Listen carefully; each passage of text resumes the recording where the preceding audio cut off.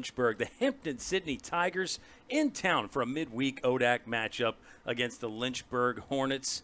Hello again, baseball lovers. It's Kyle Haney and Joe Brennan. We are delighted to share a Wednesday with you and watch a ball game together. Joey B., I shouldn't speak for you, though. Are you, in fact, delighted to be watching some baseball? Absolutely. Of course, today's the prime day for some ball. A little bit cold, but obviously we've got some sunshine, so we've got all the makings for what should be a very fun contest between these two parties.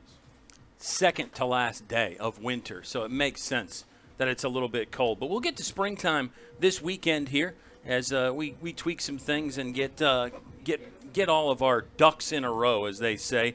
Hampden-Sydney comes in at 10-7. They're undefeated in ODAC play at 4-0.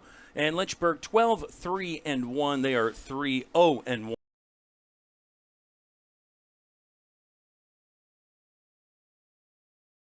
Some of those great analysis and thoughts from Joe Brennan. But something's got to give here, Joe, is both these teams are technically undefeated in ODAC play. Lynchburg has a tie, but no defeats in conference play yet. Absolutely. It's a Hornet squad that comes in hot so far this season. They have really hit the ball well. The barrels have been scorching hot throughout the year for them. They come in 12-3-1 on a 4-game win streak. Really, that sole outlier of that W&L game, which really was a doozy for us to watch down here at Fox Field. But Hampden-Sydney looking for a signature win. This could be a great opportunity for them to notch one early on in the year. They've got a very difficult schedule coming up with opponents like W&L right after this one, followed by CNU and Shenandoah, that next doubleheader series, not this Saturday, but the one after. So they're looking to get the ball rolling and get the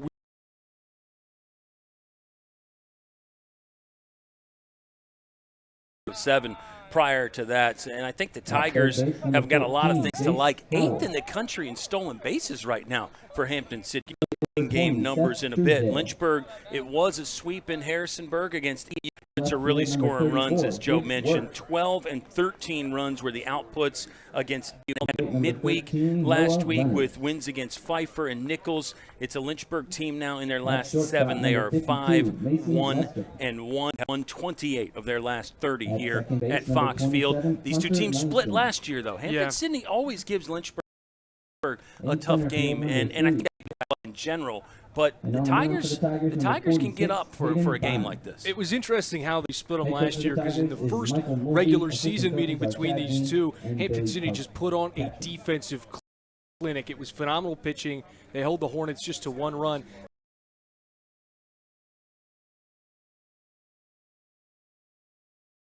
Ends up frames. So that should be fun to see. I'm excited to see how this lineup for Hampden-Sydney does offensively. Chase Powell, when you talk about the stolen bags, he really spearheads that charge for him. 12 of 13 so far this season. Also leads the squad in terms of batting average. He's recorded a hit in all but 2 games this year for Hampden-Sydney. He's someone I've certainly got my eye on for the Tigers. It's a good lineup. It's an aggressive lineup. They'll face Logan Tapman. We'll meet the rest of this cast of characters here in just a moment. Step aside for the national anthem, and then it's first pitch between the Hampden-Sydney Tigers and the Lynchburg Hornets. You're going to see it on LHSN on Flo College.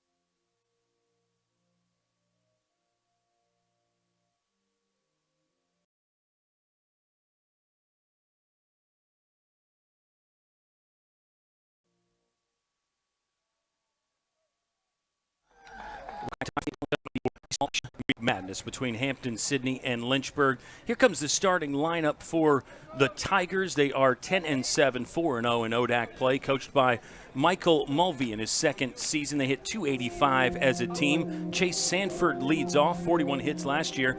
Connor Powell batting second, playing first base. Jace Howell, the third baseman who you heard Joe mention in our open. Then it's Seth Truesdale, the DH, cleaning up.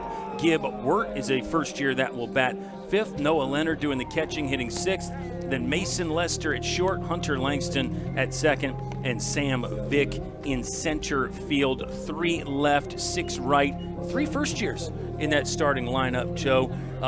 Powell and Howell in the middle. It's a bit of a tongue twister, but they are really going to be a force for Hampden-Sydney.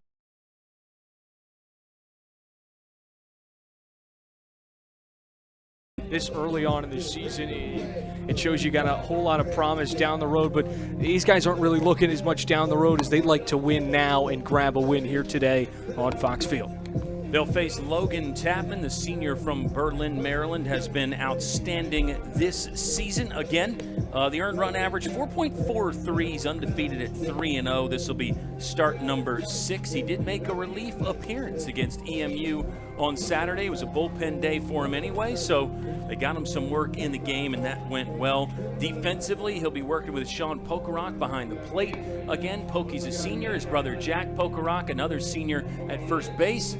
Batman and Robin combo up the middle. Ben Jones at second. Brandon Garcia at short. Kyle Moshier playing third. Then in the outfield, left to right, Joe Munitz, Quinn Madden, pardon me, and then Kyle Flora in right.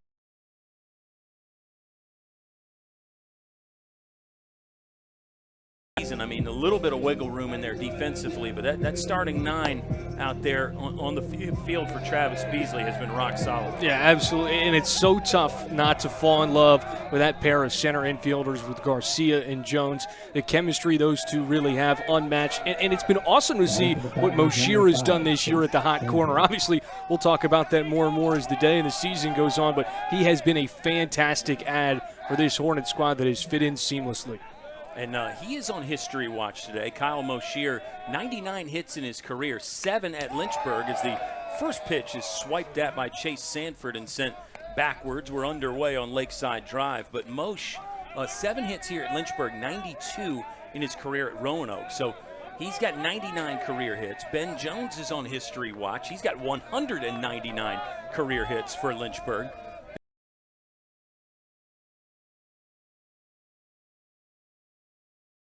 Pretty quickly. Sanford hitting .353 this season. And speaking of history, congratulations to Nick Matfield. A win on Saturday. He is now the all-time wins leader in the pitching department for Lynchburg. Incredible honor there for Nick, and he's still got more to go. There's a breaking ball called, strike 3. Tapman gets Sanford looking for the first out of the ball game. That is a beautiful opening sequence you see from Tapman. Sanford, a tough guy to retire. He's notched a hit in every game he's appeared in so far this season. That's exactly the kind of start you want for Tapman. It's an aggressive Hampden-Sydney team. They don't take a lot of walks. They don't take a lot of strikeouts. And this man, Connor Powell, just 1 base on balls this year. He will take a look at the first breaker from Logan Tapman, and it's called strike 1. It's a code red today, too, Joe. You and I have discussed code red with so many of these other sports. Baseball, the vibe is a little bit different, but I think we will get some more fans out there. Absolutely. They got some good giveaways, some bucket hats, some gift cards. Right now, it's been old Tapman giving out strikes here to begin this one. Lynchburg is in the red top here on a code red day. White pants, black hat with the red bill, and Hampden-Sydney got the kind of carbon fiber gray. Swing and a miss. Tapman's got 2 punch outs, and there's 2 away early here in the top of the first. What a start for him. All gas, no brakes for Tapman on the bump. And he's really been throwing some heat here early. Strikeouts number 29 and 30 of the season now for Logan Tapman. This is Jace Howell, one of 3 lefties in the lineup. Another guy with low walk and low strikeout numbers, just 3.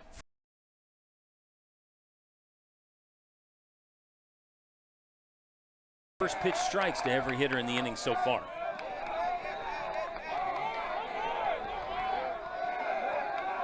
16 hits on the season for Jace Howell to go along with a .327 batting average. He'll spray this one over the Lynchburg dugout, and he's in an 0-2 hole.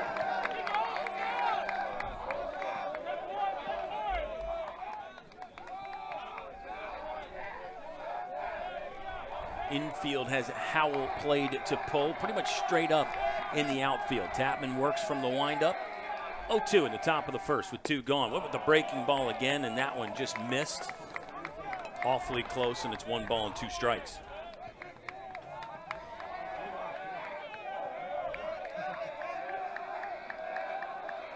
Wind seems to be blowing in. It is a cold day.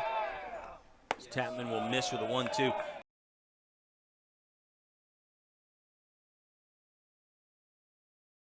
Winter out there. Yeah, it's a weird time of the year where you get that false spring. You get a couple of days that are 80 degrees, and it goes right back down to 30. We had an 80-degree day. The next day it was snowing down here. 2-2. Tapman went in under the hands and got him. 3 punch-outs in the top of the frame for Logan Tapman. Side retired in order, and we'll go to the bottom of the first. Let's stay here and meet and greet this Lynchburg lineup, and we'll set the Tiger defense. And the lineup is pretty familiar.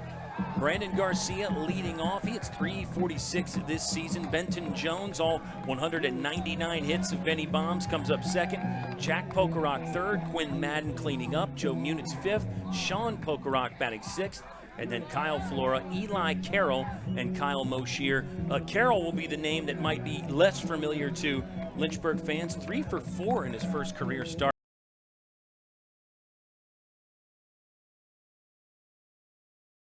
They really have a plethora of offensive options. Yeah, it's been unique. While the defense has been consistent throughout the year, we've seen a whole lot of other guys work into that DH role, and them all have a whole lot of success. It felt like last year you saw the DH towards the end of the year for Lynchburg really become solidified. Now you move that guy to one of the batting coaches, and it seems like it's just been contagious for this entire squad. Yeah, reference there to Bryce Demery. We always love talking about Bryce, and we'll talk about some of these other Lynchburg coaches as the afternoon goes on. Hornets have won 4 in a row, 5-1-1 in their last 7. They are hitting .323 as a team. And, Joe, you touched on it. I mean, they're putting up runs here. In the last 4 games, they've scored 47 runs total, and that includes outscoring opponents 47-10 in this 4-game winning streak. That's a football number right there. Now, of course, it's 4 games in baseball, but when you get that much firepower from a team and then strikes, that's a perfect combination for Travis Beasley. Go ahead. Absolutely, and you're doing it in a pair of doubleheaders against ODAC opponents, and while they might not be the cream of the crop in terms of the ODAC standings, I mean, this is a very deep and talented conference. You got 5 teams in the top 25. So any time that you could put up double-digit figures in multiple games against a conference foe, that really goes to show you what your bats are doing. It seems like they've only gotten better as this season's moved along, Kyle. Hayden Bynum will get the start for number 4. Bynum is 1-2. 3 appearances out of the bullpen. Earned run average is 7.24. Hampden-Sydney actually kind of been rocked by injury, but they're getting healthier, and I expect good things from the Tigers going.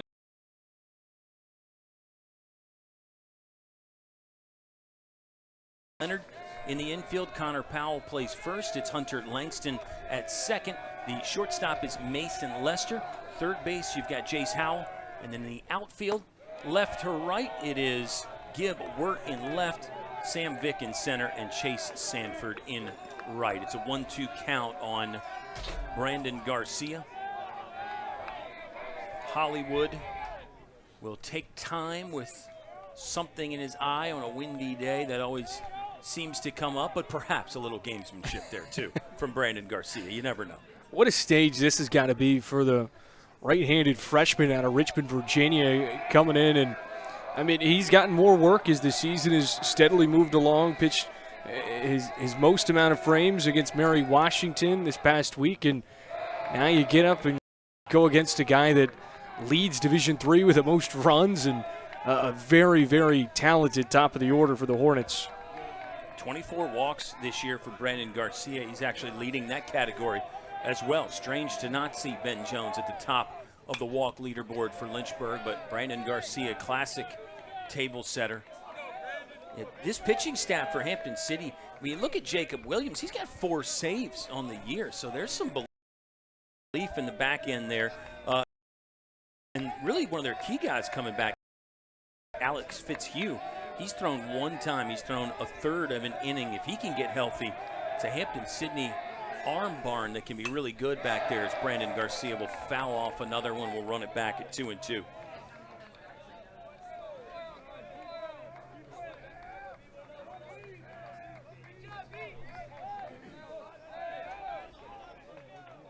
Garcia, Jones, and Jack Pokerock here to start.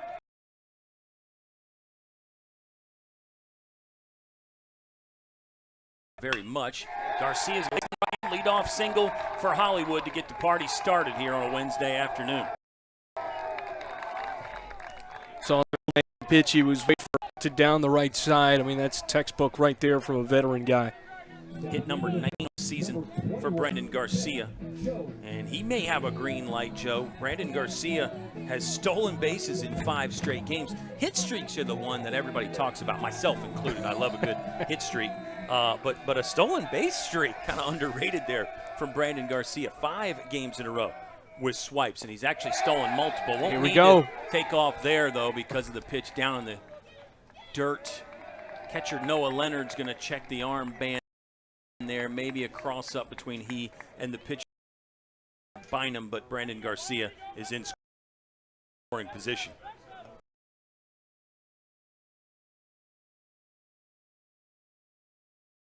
He was out to third for there for a moment, but a smart choice up for a little bit. You don't want to be overly aggressive this early in a ball game. You'd rather stay in scoring position with one of the RBI leaders in the batter's box. Ben Jones waiting, not going to get a chance to swing at that one, well wide, and it's 2 balls and no strikes. 373 on the year. Joe just mentioned the RBIs, 22 that he's driven in. Jack Pokerock, who's on deck, is the team lead there with 29 this season.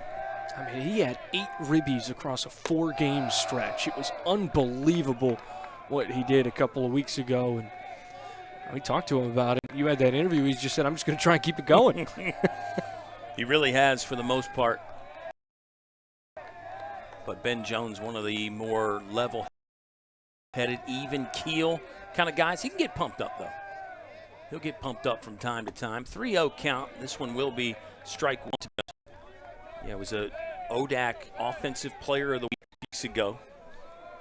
And in his last 5 ball games, 10 hits, on base percentage north of .550. The 3-1 for Ben Jones. He will hit this hard. That's through. It's career hit number 200. It might be another RBI. Brandon Garcia, green light, play at the plate.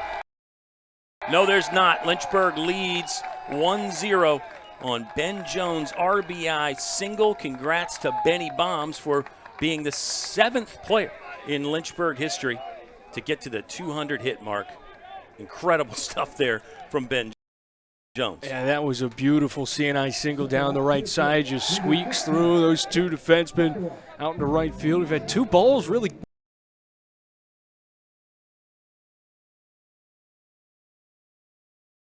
On the board, Kyle. Brandon Garcia's got 203 hits, by the way. So Ben Jones not far behind with 200. And you think about Lynchburg's success in the last 4 years since those guys have been on campus, Joe. I mean, those two are a part up there. When you're the 6th and 7th guys to join a club, and you've played your whole careers together, it's 403 hits between the 2 of them. Just kind of boggles the mind, really, here. Pokerock steps in. Can't lose too much focus and talk about other people when JP is in the batter's box. 7 home runs this season for Jack Pokerock. Breaking ball from Bynum, pretty good one there, called strike 2. It is really incredible just how well this Lynchburg team did a season.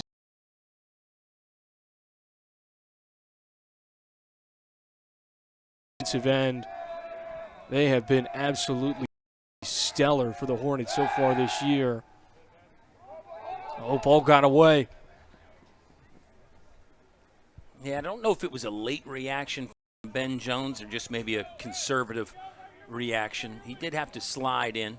That's one area where a first base coach can help out a little bit. I mean, I think with nobody out here in the bottom of the first, you're 3-hole hitter up. Not a bad idea just to stay put. Fastball up, and Ben Jones is going to be off to second as Noah Leonard can't put the top on that high heater. I feel like I'm getting a little bit of deja vu of what we've seen out of these first two batters. Single, ball that gets away behind home plate to put him in scoring position. Still nobody.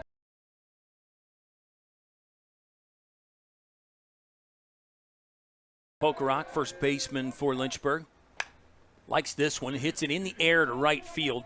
Long run there by Chase Sanford. He'll collect. Ben Jones tagging and hustling into Jack Pokerock with some value in that fly out to right. He does get Ben Jones over to third, and there's one away in the bottom of the first.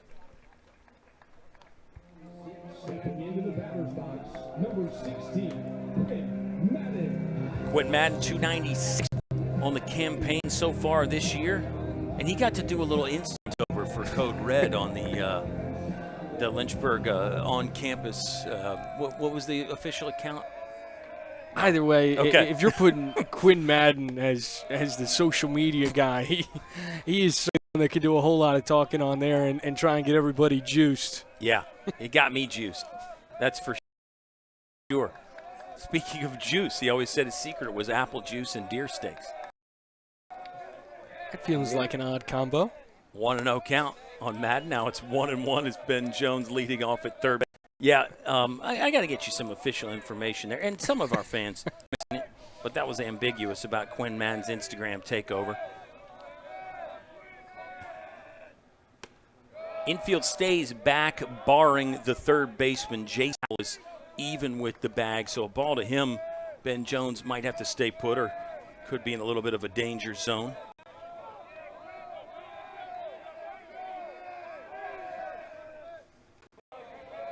Madden twitched at a slider outside, but now it's 3 balls and 1 strike.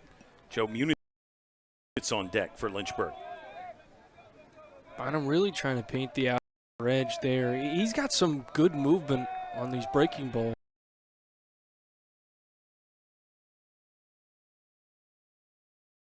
Of campus engagements. I mean, if you need someone that's engaged, 16's your guy. Yeah. No, you're right. It's a good pick. And I got a couple hearts from me. Couple likes. I don't know if I've ever met anybody that likes more Instagram stories than Kyle Haney. Howell got a piece of it, but it's going to get through, and Ben Jones will score the second run of the ball game. Look at the hustle from Madden. Feet first slide into second. That could be a hustle double from Madden. It's at least a single initially. Was there an error? Joe, how are you going to score it? I'm going to score it as an advance on the throw.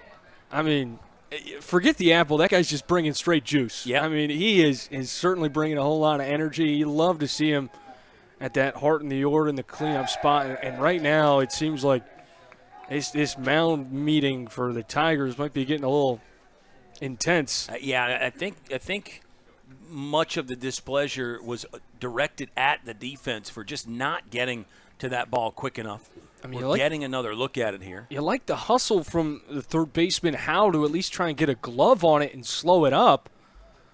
In all honesty, once that ball kind of trickles out to left, I'm not sure exactly how Wirt charged at it, but more than anything, it looked like great speed from Madden, if anything else. Yeah, I'm with you. I got to give Madden a lot of the credit there. I mean, could the defense have reacted a little quicker? Probably, but and maybe we're being too biased. I don't know. Joe Muniz will step in with a runner in scoring position in Lynchburg with an early 2-0 advantage. If it's scored as a double for Quinn Madden, it's double number 4 on the season, an extra base hit number 9. He's got 4 jacks. If it's just a single, well, that's still good too for Quinn Madden. It probably puts him back over the 300 mark in batting average. Here's Joe Muniz waiting on the first pitch from Bynum. That's on the inside corner. You mentioned it with Bynum. I mean, I think he's got some trust in that breaking pitch for him.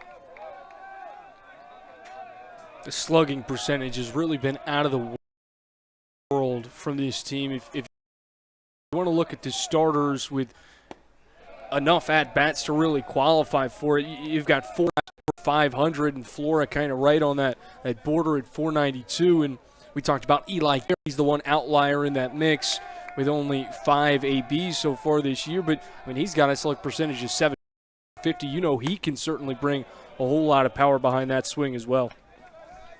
Officially coming into today, they were 25th in the country. And they have been knocking out those extra base hits. 21 homers. They only had 30 all season last year. And, of course, the doubles and the triples affect the slugging percentage as well. Off-speed pitch down in the zone. And there's 2 away now in the home half of the first with Sean Pokerock stepping in.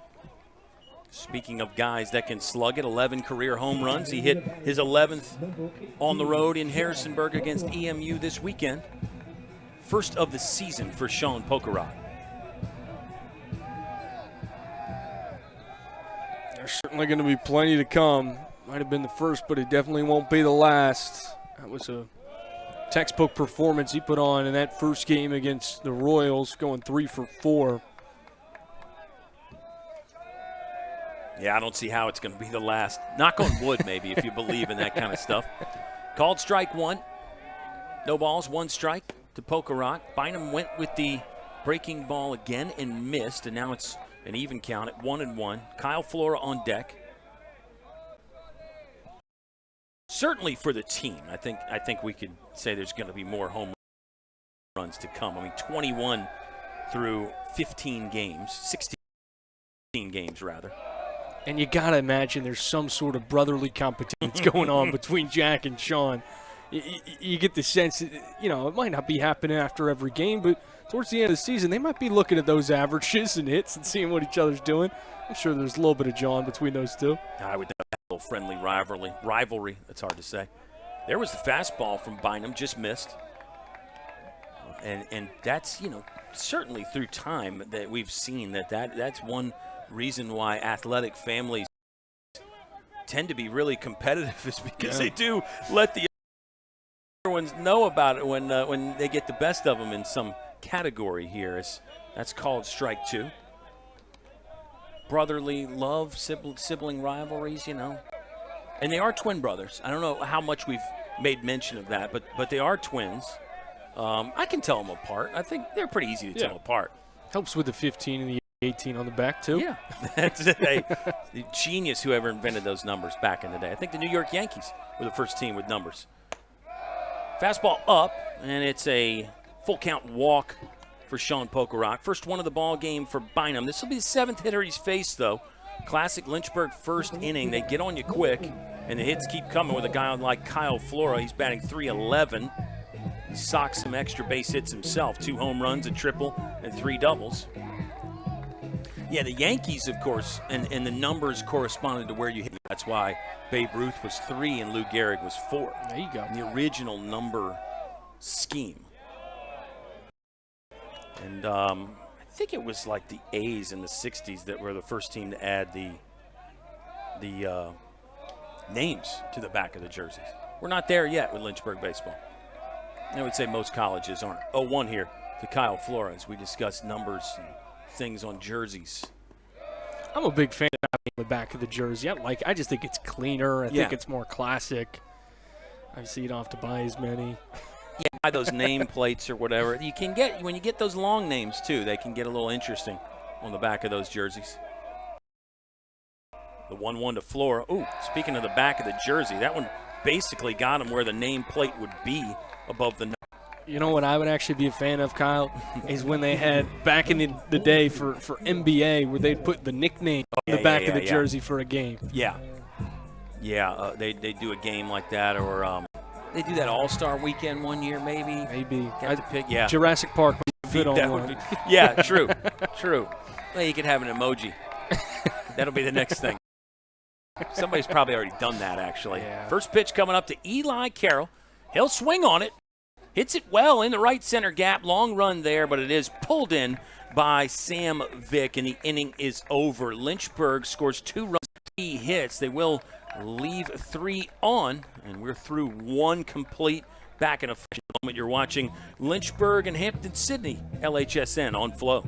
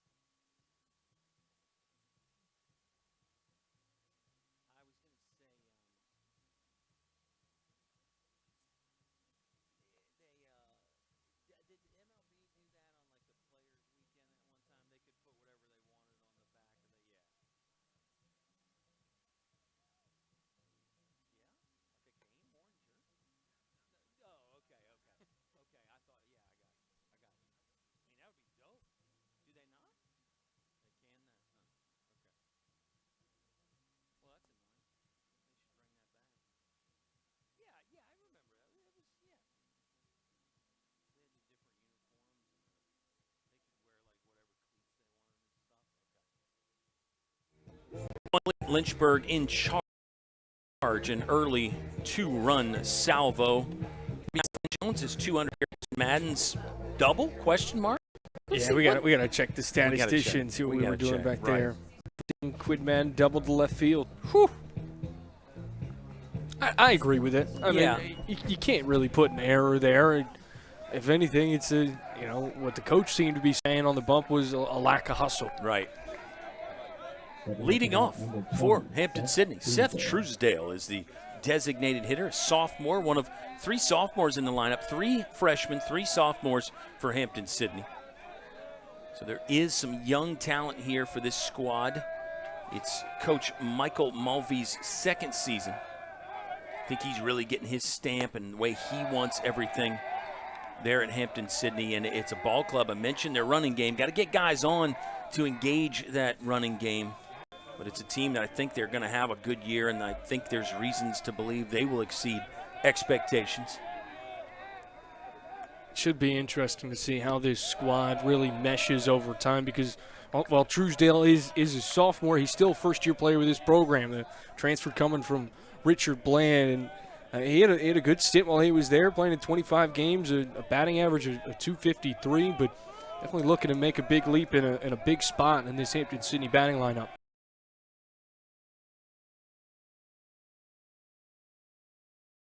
Here on the run-through, high throw. They'll call him safe. The indication was that Jack Pokerog's foot came off the bag.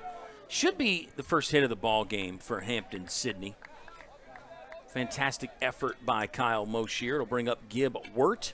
Yeah, that's a tough one to criticize on the defensive end for Lynchburg because that chopper to pick it up on a hop like that is extremely impressive, and he's just got to get away with it so quick. It's got to be perfect on the nose, just a few inches too high for JP. Still a bang-bang play right there. Tapman struck out 3 in the first inning. Leadoff man is on for Hampden-Sydney. Gib Wirt, a first year, is hitting .250 in 2 starts this year. So this will be number 3 for the left fielder from Hampden-Sydney. Tigers are hosting Washington and Lee coming up. Joe mentioned that. Lynchburg will be down at Guilford this weekend. And then next week, the Hornets have Randolph-Macon on Tuesday. Then they'll turn around and come back home for a non-conference game Wednesday.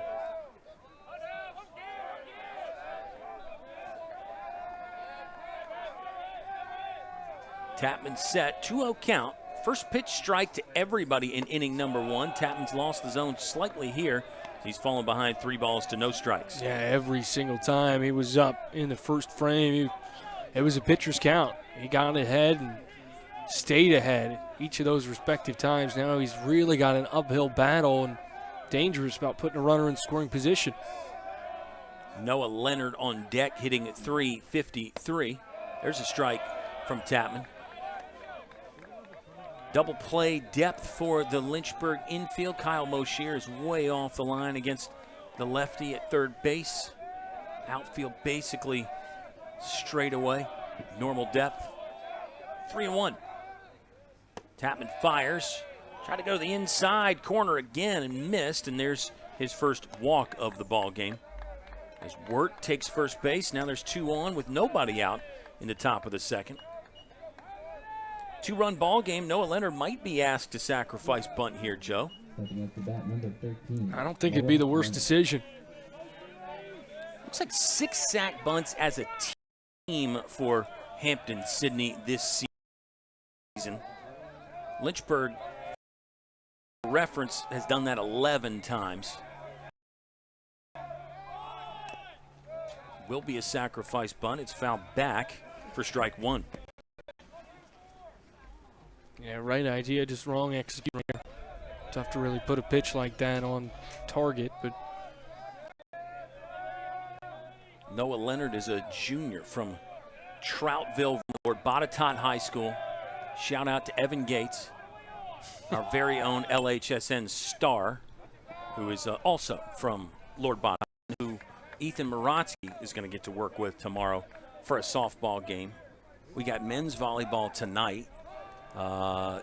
Lacrosse is on the road today, right? I think at Averett. At Averett, okay. Busy time, spring sports.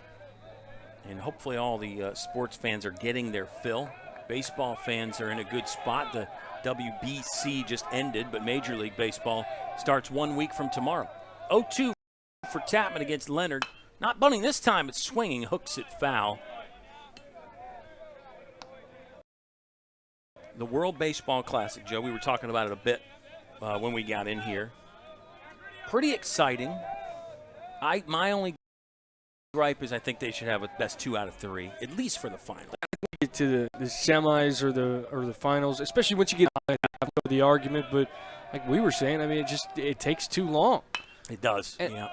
I think there could be something special about it being a one and done. Every single one of them feeling like a game 7. Like you just kind of get that extra juice where it's win or go home, which I'm a big fan of. That's a good counterpoint to my point, because in baseball you have so many games. You know that You've got 162 in the regular season. You've got series in the postseason. So you're right that having a format where it is one and done, swing and a miss, nice pitch from Tapman.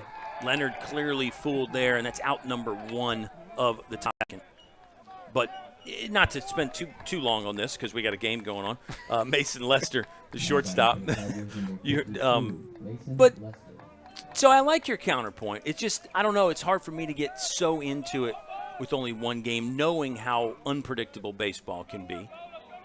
But maybe that's what they need to lean into, is that anybody can win, anything can happen on a given day situation. Well, to be fair, it is March. It is March, and it's madness. Yeah. Speaking of, we got a game going on. You heard that from the Charles Barkley, Dick Vitale rant they went on yesterday? No. Oh, well, that's basketball. So maybe we'll get back to that. We'll wait for this one to slow down a little bit. There's 2 on with 1 out here in the top of the second. 0-1 count. Check swing from Lester. Don't think he went around. Umpire agrees with me, and now it's 1-1. That's the problem, Joe, when I have a partner for these games. I start talking about all these other things, and you kind of get away from the thing that's happening. Well, it's not radio. People can see. They can. They can. They like to know what's going on between the ears of Kyle Haney. So much. We do need the doubleheader for that. Just one today, though, for reference fans. Swing and a miss. Lester, the first-year shortstop. It will be doubleheaders for both Hampden-Sydney and Lynchburg this weekend. Touched on that ODAC format just a bit. Hold that thought here on a 1-2. Tapman went downstairs, and it's ball 2. We were talking about South. They do a 3-game series on the weekends, one on a Saturday. There's something to be said for that as well. Now, different size conference. I think the format in the ODAC's pretty good. Tested with both. You get a midweek and a doubleheader. Swing and a miss. Tapman got another one, by the way. He's got 5 punch-outs, Joe. What a start. Defense hasn't created an out yet, rather. They got pretty close with Truesdale's single. Just a matter of inches off the bag for JP at first. But, I mean, 5 Ks, 4 of them swinging. This has been an unbelievable start for Tapman. I mean, when he's put together more than 4 innings of work in his starts, he's had 8 strikeouts consistently, and he is well on pace to snap that mark by a lump sum. Yeah, he's a senior, and a lot like those other seniors we've talked about, he was a big part of the national championship run 4 years ago. Not in the same way as a Ben Jones or a Brandon Garcia, but definitely an integral part of that machine for Lynchburg. 1-1 count. Tapman, big, strong guy, 6'3", 6'4", can run it up there in the upper 80s or 90s, but I think, his strength, Joe, is when he mixes in that breaking ball and the changeup. We've seen that today. And what's so cool about Lynchburg's rotation and starting pitchers is he gets another heater. Oh my goodness! You get a little bit of a different look from each of them, while they all bring that same level of consistency, a different arsenal. 1-2. I think more than anything, Tapman and similarities than anybody else. Oh my goodness! Got another one. 6-pack of punch outs for Tapman. We're through 1.5. Tapman strands 2. It was a single from Truesdale and a walk from Gibb Wirt. We'll stay put and keep the banter going here in between innings. Kyle and Joe. Lynchburg's going to have Moshier, Garcia, and Jones coming up in just a moment. But, that ODAC format, I mean, the only thing I would like to see there is maybe rotate who you get midweek. Because as long as I can remember, Lynchburg's always played Hampden-Sydney midweek. They've always played Randolph-Macon midweek. How about Virginia that? Wesleyan is the other one. They never seem to change that order to where one year you have Hampden-Sydney as one of your Saturday doubleheaders. Yeah, and that's beyond my pay grade. I don't know how that works, obviously, but I've got mixed feelings on it because I do like the midweek. There's just something about it that just feels like a Sunday matinee kind of deal, or it's 3 p.m. on a Wednesday. Yeah. It might not be a roaring crowd because everybody's in class or at work, but it's a good atmosphere. You get sunshine, and obviously without the lights, that's part of the mix as well. But I'm personally a big fan of that Friday, Saturday, Sunday, one game each day. But it makes more sense for what they've got logistically, I think, with the midweek and the doubleheader. But mixing it up certainly would be a good way to do it. Well, I like how you mentioned the Friday, Saturday, Sunday. That's kind of the standard in Division I. Financially, their resources sort of allow 4 nights in a hotel, a flight for a lot of these teams. And, so many of those conferences have the Sunday rule where you can't start an inning after like 4 p.m. because they've got to get on a flight to go back to campus. So that's one that's thrown some people off. In the D1 world, not everybody. Some people were surprised when Lynchburg had a tie with Washington and Lee during D1 because of those flight restriction rules where, they can go to extra innings, start an inning after a certain time, as Kyle Moshier will start the bottom of the second for Lynchburg. He'll watch this one, and it's 1-0. Hayden Bynum still a pitcher for Hampden-Sydney. All right, I'm gonna give you one last more before we let this go and watch the rest of this AB. The main thing that I like about the doubleheader, I think, is it prepares you for postseason, because that's one thing that you're going to see. You're going to have that doubleheader with one single game attached to it rather than 3 solos. I couldn't agree more. I think that's one of the reasons, as Moshier will hit a 3-hopper to the shortstop. Mason Lester will rise and fire and get Mosh by a step for the first out of the second.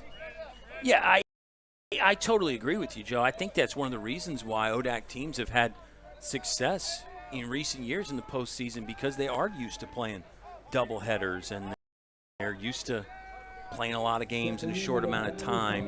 First round of ODAC play, you get a 2 out of 3 series, and then in that final 4, elimination. So you kind of both postseason formats.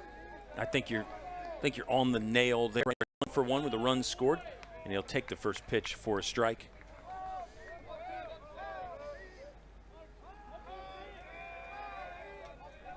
So Brandon Garcia now has been on base in all 17 ball games.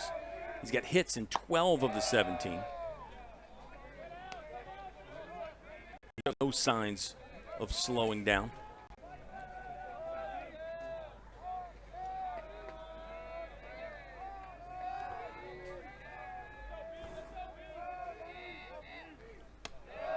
1-1 is wide, and now it's 2 balls and 1 strike. Joe, I mean, when you watch Brandon Garcia operate in the games before, after the games, I mean, what do you see from the man they call Hollywood? I think composure more than anything else. I mean, if you've got someone that constantly seems even keel, even in high-pressure situations, that's something that you can't really recruit. I mean, that's just something that's gifted to somebody, and Garcia has really been a luxury for this program the last handful of years, and I think with that experience coming into a program that had so much success that he was a part of as a young athlete, now he's just grown accustomed to it. And I think him, a lot like the other veterans on this squad, just to have that level of composure, which really can help you on every part of the diamond. Yeah, they've played in a lot of big games. Full count pitch coming up here from Bynum to Garcia. Bynum missed, and it's a walk. Second free pass he has issued. Garcia will extend the team lead there. You know, you hit on something there, because I think with these veterans that have been around, sometimes when you get in that mode, you don't get switched on until you get a big game. But I think these veterans like Garcia and Jones and many of the others, they found a way to stay at a pretty high level even early in the year, even in February and March. And that's been a big key for Lynchburg. They've won 12 ball games this season. First pitch to Ben Jones is high and wide for ball 1.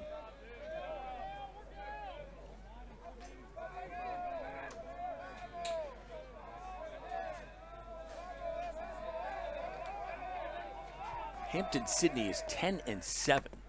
This one is also not really competitive for Bynum. See if we get any activity in the Hampden-Sydney bullpen. Because, again, you know, the Tigers, 10 wins. I mean, you get 10 wins here before April. I think that's pretty impressive for Hampden-Sydney. They've had a challenging schedule to start, a very difficult non-forum doubleheader against Mary Wash and Mary Mount. I mean, that's a team we saw a year ago here at Fox Field that can really light it up. And they played Mary Mount really tight on the road in Tyson's 8-9, 7-8. So you know that they can hang with the best. Right now, just really trying to make that next step. And they had a good campaign a year ago, and you talk about the new faces that they've brought into this lineup, and it's been a whole lot of them today getting the nod in this big game. But it'll be interesting to see what they can do in this next stretch of competitive contests with W&L, Shenandoah, CNU all on deck. Had 19 wins a season ago, so they've got 10 now. They were not even halfway through the year yet. 3-1 here. See if Ben Jones has got a green light. He'll wait as Bynum throws over to first. And like you mentioned, those close games, I mean, they've got 9 wins by 4 runs or less. So 9 of the 10, I mean, they're winning close games. And you said good competition. Also played Maryville. Common opponent there. Maryville beat Lynchburg and Hampden-Sydney. Garcia will fake the steal. Pitch, it's back-to-back walks now. 3 from Bynum. Wondering how short this should be Tigers, Joe, because, again, it's still a close game right now. I think Hampden-Sydney is going to play the game to win. Wonder if maybe they make a move to the bullpen sooner rather than later. Try to keep this Hornet offense in check. 1 away, bottom of the second. Jack Pokerock steps in. Flew out to right, but it did advance the runner. JP will tear this one through the left side of the infield. It's a wave at third for Brandon Garcia. He's coming around, and Lynchburg leads 3-0. Jack Pokerock's RBI single. That'll be RBI number 30 on the season for JP. Textbook right there from JP. I mean, that's just what we've come to expect. And he had a good piece of hitting his first time at the dish in the first frame that went out to right that advanced to runner, but this time able to find the grass and bring in another run for Lynchburg. Passes the baton now to Quinn Madden, who had the hustle double his first time up to push the average back above 300. Runners on first and second. Bynum still working. Madden likes the first. Up the middle, knocked down by the shortstop. They'll get one. Oh, missed it at first base. Madden was hustling anyway. I think he might have beaten that. So it's just a fielder's choice, but a pretty good play there on the dive by Mason Lester to keep the ball in the infield. and then get an out of it.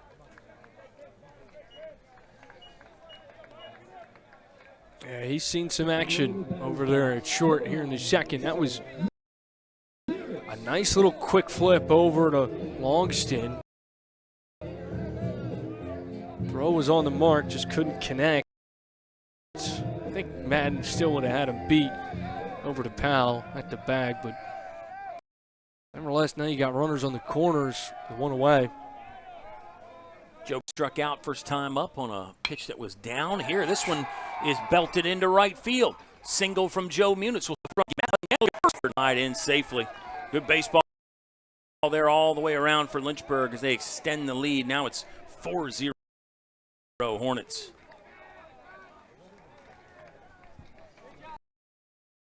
They're having a whole lot of success going down that right side, Kyle. 60% of those base knocks out right field thus far. And that was a sharp one. Just came off the bat like a stinger. Yeah, Muniz pulled his. Garcia and Benton Jones both pulled those balls into right field their first time up. We're in the bottom of the second. We're starting to expand this lead. 2 in the first.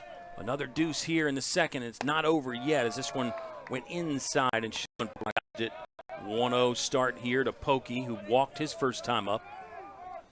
5 hits now for Lynchburg, 4 singles. I wonder if at some point you try and make an adjustment with Longston, just have him maybe take a shade and a half to the outside and try and maybe just have an extra step on those balls sneaking through the gap. Again, I mean, it's a double-edged sword where you don't want to leave those going up the gut either. We saw Madden with a sharp one right through the main street as well. Poker Rock will flare this one foul. 2-1 count to the Lynchburg catcher. Yeah, the defensive alignment, yeah, it is something, especially as if you're seeing that on the ground more, maybe an adjustment is in order.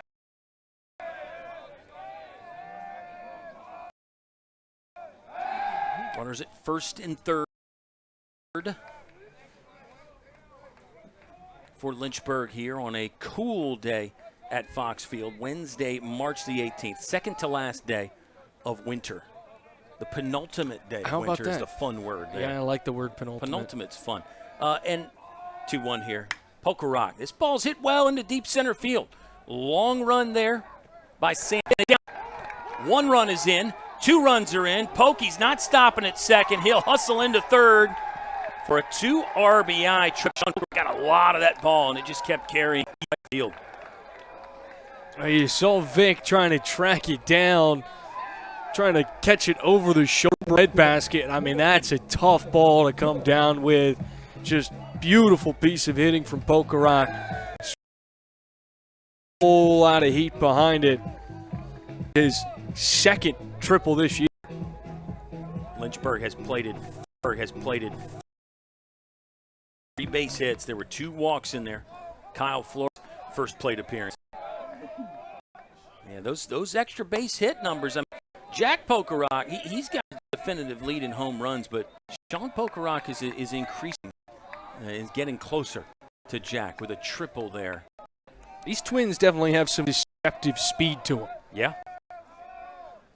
Not every day you're going to see your catcher and first baseman able to round it all the way to third as consistently as they have this year. Yeah, I agree. Sean Rock, I think we've always used the phrase that he runs well for a catcher, which is one of those backhanded compliments, right? Pokey's got some wheels for sure. One here to Kyle Flora. He went after an inside breaking ball and fouled it back, and now it's 1-2. Bynum is laboring here in the second. Tigers have stayed with him, at least for the moment anyway. Logan Tapman has struck out 6 for Lynchburg. Another long break for Tapman. We'll see if Tapman's over there moving around a little bit with 2 outs here in the bottom of the frame. Comes the 1-2 to Flora. Pounded left side. Going to be a tough play for the shortstop, Lester. He's not going to complete it. Infield single for Kyle Flora. Nice effort there by Lester, but it will score another run, and Lynchburg's up 7-0. Yeah, it's good defense, just better offense right there from Flora. RBI single from Flo. It feels like the floodgates have really opened here midway through the second inning. Hit number 20 of the year for Flora. He's driven in 15. Wow. Just a first year, by the way. Here comes another fraud. It's Eli Carroll. Drove the ball well to center field, but made the final out of the second inning. Lynchburg sent all 9 to the plate in the bottom of the second. It is a 7-0 Hornet advantage. 5 runs now in the frame for Lynchburg. Bynum will feel like he made a good pitch there, and he really did on Flora. Just, as you said, better offense. This one's up the middle. Hit well, knocked down to second, close play, but they got him there. Another good one by the shortstop, Mason Lester. It'll get Hampden-Sydney out of a difficult inning after 2 complete. It's all Lynchburg early. Hornets 7, Tigers 0.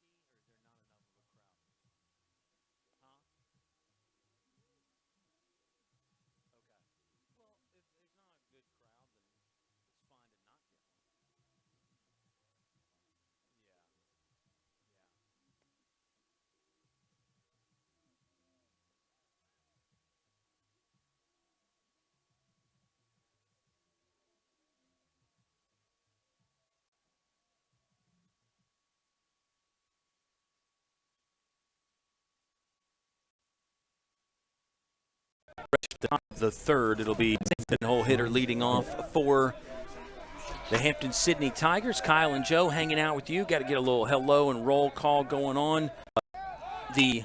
Hold that thought as Sam Vick's going to try for a base hit on. It is foul. The incomparable Ed Smith is already checked in, the director of strength and conditioning, and so much more at Lynchburg. But Ed Smith must be working up there or something, because he's checking out the stream, Joe. So that's always fun when Ed and Holden can get that on while they pump some iron up there. It's more than pumping iron, of course, but absolutely, they got everything up there. They got everything. It's unbelievable, the whole program they've got running. Jim Madden has checked in, saying hi. We'll say hello to Sierra. Drew Henry, assistant coach for Lynchburg, told us that Sierra has been watching. She wants to be added to the roster of the roll call. So, Sierra, you are in there. Thank you for being in there. I bet Paul Garcia's tuned in, the Jones family.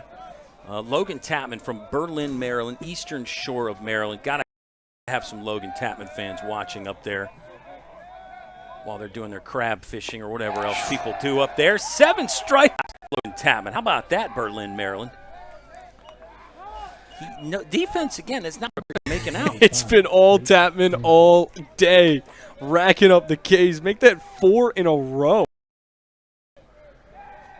I got to double check, but I believe Tapman's career high is 9. We're going to double check on that. Probably should have had that info coming in, but, it's baseball. You got time to research things on the fly. Another swing and miss. Chase Sanford was a strikeout victim. He struck out everybody in the lineup the first time through except for Seth Truesdale, who got the base hit, and Gib Wirt, who walked. Those are the 2 base runners so far that Tapman has allowed. It's a 7-0 Lynchburg lead right now. Tapman went with the heater and just... He actually notched his career high in strikeouts year against Piedmont, and then matched it in his next performance against Salisbury. So 8 is the number to beat. Like we've been saying, he is on pace to crush that mark today already with, what are we at, 7 strikeouts, 6 of which have been swinging. We are 2 1/3 innings into the ball game. Scheduled for 9. The run rule is in effect in these ball games. Here we go. Defense here on a high pop to shallow right field. Kyle Flora calling. It's the first time the defense has made an out so far. 9 if you're scoring at home.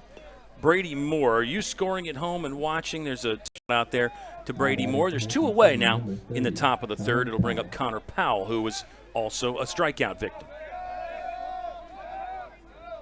Mentioned, Joe, that it was a free swinging ball just by the low walk and strikeout numbers for Hampden-Sydney, that they're a free swinging club. And that can work, but when you have a guy like Logan Tapman who can move it around, he can change speeds on you, sometimes he can really play into a pitcher's hand when you're a free swinging team. Yeah, that's exactly what he wants, and right now he's been eating all day with it. Back-to-back swing and miss here on Powell. Yeah, he's done a great job of really mixing in the fastball and the breaking balls. That slider he's got has given him a whole lot of trouble today. I wouldn't be surprised if he goes back to some high heat right here. 0-2, Tapman from the windup. Here it comes. Went with the slider again. Looked like he went around. Yes, he did. Strikeout number 8. That'll match the career high again for Logan Tapman this season. And we're only we'll keep it here in the middle of the third. Lynchburg leads 7-0. It'll be Mo Shear leading off, and then back to the top with Brandon Garcia and Benton Jones. Kyle and Joe hanging out. I want to talk about I don't know where else we go other than performance. 8 of the 9 outs coming from the mound. I mean, Tapman's putting on a clinic today. He said he was feeling good when we talked to him last week. And, you know, he got a couple innings in the wins against EMU. He got 2 innings, gave up an earned run, struck out 2, didn't walk any. A potential key there for Logan Tapman when you can turn your bullpen day into actually pitching against another team. There could be something to that. Now, obviously, small sample size, Joe, and everybody's different. Some guys prefer just to be comfortable in the bullpen and throw their 20 or 30 or 40 pitches, however many you're scheduled to throw, but maybe there is something to be said for getting some actual game reps in between starts. What the leash on him is going to look like today, whether they're just going to let him go out there for one more frame, give him a couple, and see what he's got in his bag. But it's tough because you want to keep him fresh, but also you want to let him go to work and have fun out there and try and build this to memory and try and recreate it as much as you can for the remainder of the year. I think what he's going to be able to do is going to have a whole lot to say with that. And if we keep on with this pace, I think that leash is going to be a heck of a lot shorter. Right now, Lynchburg goes through 8 batters in the first, all 9 in the second. And obviously, the second, a whole lot more success for him with 5 runs coming across. You hit on some interesting things there, though, and I was kind of thinking about some of these anyway. Tapman, first start of the year, 89 pitches on the second start. The high is 91 pitches. He did that against York. That one hit Kyle Shear. Moshe is on board now. No? Travis Beasley thought it hit Mo Shear. I think everybody else did. The third base umpire is signaling. It's interesting that the home plate umpire, they're going to say that did not hit him, Joe. It's so nice to have the luxury of frame-by-frame replay. Yeah, be your own umpire at home, fans. Looks like it's just ball 1 on Kyle Mo Shear. I mean, as a batter, I'd love that. Wow. Just say no pitch. Huh. You know, I don't understand much. Unless there was a pitch timer violation would still make it a ball. Yeah. I don't know what was Kyle Mo Shear not ready potentially? Check swing there. He went around. It's 1-1. Strange one for us. I was talking about Logan Tapman's pitch counts, but That's the great thing about our game is you get onto another topic really quick when things happen. I'd be very surprised if he hit over 60 today. I think mid-50s is kind of that sweet spot for him. But again, what do I know? Well, yeah, but I think you hit on something there about what the offense does will dictate some of it. I mean, if you're up 15-0, that's a chance to get some other guys some work. There's a fine line there, though, because you hit on that as well. You want Tapman to get his full amount of work. You don't want to keep him so short he's got to go in the bullpen after the game and throw more. So, yeah, that's it. That's a balance, and that's what Michael Solbach and Travis Beasley will talk about, along with the thoughts of the rest of the staff. And I'm sure the pitcher is included in those conversations. Out there. Moshier under this one, deep left field. Does the house hold it? It will not. That's Moshier. And it bat that started where he thought he got hit by a pitch. I guess we file that one under ball don't lie because Mosh left the yard. It's a home run number 22 for Lynchburg this season, and Mosh is pumped. You can see how much this one meant to him. That's his first one in the Hornet jersey. So you know that one's going to mean a whole lot to him. Great second look at it. Fantastic. You know, he didn't look great on a couple inside pitches, check swings, but boy, he figured it out in the nick of time. He hit one over the left field wall. Coach is back out for Hampden-Sydney, and that's all for Hayden Bynum. We'll stay here and discuss the new arm and whatever else comes to mind in a game that really has been all Lynchburg from the start, and it's been on both sides of the ball. I mean, Tapman being so dominant, Joe, and then they've got 8 numbers there. It's all Hornets early. This Wednesday afternoon affair. We're about an hour into the ball game, and Lynchburg is dominating right now. Yeah, I think it's a good pitching change because as soon as you get Moshier hitting jacks, and then you've got the Pokeraks and Madden and Benton and Garcia all coming up pretty soon, it's looking like you might want to try somebody else out. I mean, that's just the 12th career home run for Mosh, and said it was his first year in the Hornet jersey. At 5 his first year at Roanoke, 7 a year ago, and right now, I mean, it's just been so contagious for Lynchburg at the dish.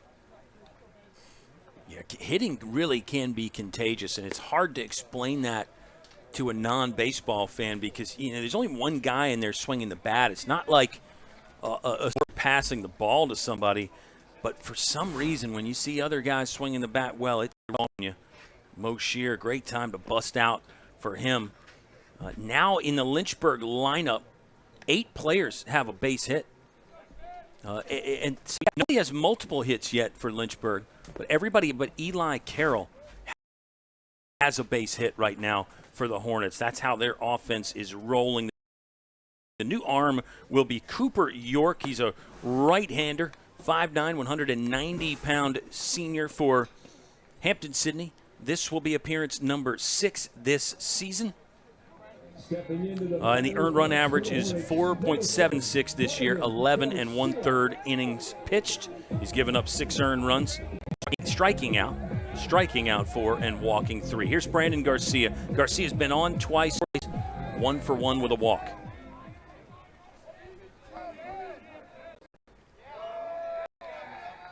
York missed up and 1-0 count. For Hampden-Sydney, it'll be how work do in their half of the 4th inning. We're in the bottom of the 3rd right now. I think what's so interesting about York is obviously he's a 4-year member of this team as a senior, but this is his first year as a pitcher for the squad. Made that transition, and he'll still get on the plate every now and then for the Tigers, but as you mentioned, a 4.76 ERA with 2 innings of work. It's an interesting choice for the Tigers to turn to at this stage, but I'm excited to see what this kid's got down against the count. Will be strike 1. Brandon Garcia thought maybe it was ball 4. And now it's 3 balls and 1 strike with Ben Jones on deck. Yeah, I mean, I admire a guy, willing to make a change like that and not pitching a try, but try to force the ball club. Sometimes you look around and you see, well, I'm not the first string at this position. I'm not the second string at that position. Where can I help the team? And sometimes that might include a change to the other side from offense to defense. Here's Ben Jones now. Brandon Garcia did walk. And that is walk number 4 of the game for Lynchburg. Always keep an eye on those numbers, Joe. They're taking 7.44 base on balls per game. That's 5th in the nation right now for Lynchburg. In total walks, the walk per game number is slightly higher, but 5th in the country now with 124 walks this season. Ben Jones will watch a strike. Count is even at 1-1. Benny Bombs has taken a free pass today. Also had the RBI single, number 200 in his career.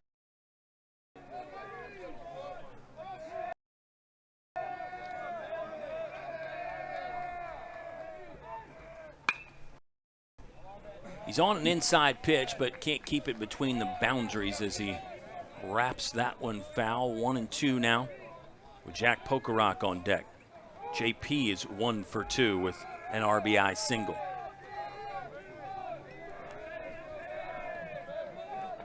I think so interesting about Lynchburg being in the top 5 for the base on balls. As there's a fly ball out, work with ease, a can of corn. The first out of the front. You've got Shenandoah in that top 5 as well. It really feels like those two are on a crash course collision for one another. It's going to be so much fun when they meet in late April, really right before we hit tournament play or ODAC championship play, if you will. I mean, that's right time of the year for that one. Yeah, that's been a feature matchup for a while now in the ODAC, but I like the fact that you brought it up because seems like a game that gets circled by each team every year. They're all important here as Jack Pokerock will go with it and drive it into right field. Garcia first all the way to third there. Jack Pokerock's second hit of the ball game. Lynchburg keeps rolling now, 9 successful base hits. JP does become the first Hornet with multiple. Here's Quinn Madden, had the hustle double, bounced into a fielder's choice his first time up. Well, just as I look down the schedule for Lynchburg, that end of the year stretch is going to be something else because you've got a weekend doubleheader against Bridgewater, then your midweek is against Macon, and then the next weekend you've got a doubleheader against Shenandoah, and the midweek is against CNU. And those are 7 of your last 8 games. Yeah, and that could be, potentially 3 ranked teams there. Yeah. 3 teams maybe in a receiving vote category. Lynchburg, by the way, did move up to 3rd in the D3Baseball.com poll. There's one. There's first baseman did a bag there, and Lynchburg will get a run in the inning, but Hampden-Sydney using the double play to minimize some damage there. Here again, it's 1 run for Lynchburg in the frame. They lead 8-0. Lynchburg has 8 runs on 9 hits. They've stranded 4. And Hampden-Sydney with no runs so far. Tapman with 8 strikeouts. Tapman back on the mound here as the infield dirt gets refreshed at the end of the 3rd inning. It will be 3-4-5 due up for Hampden-Sydney. Howell, Truesdale, and Wirt. That's your ticket. Please as the Code Red Day giveaways are going on right now with some of our fans that are here. We're glad to have you watching on this Wednesday. Penultimate. What a great word.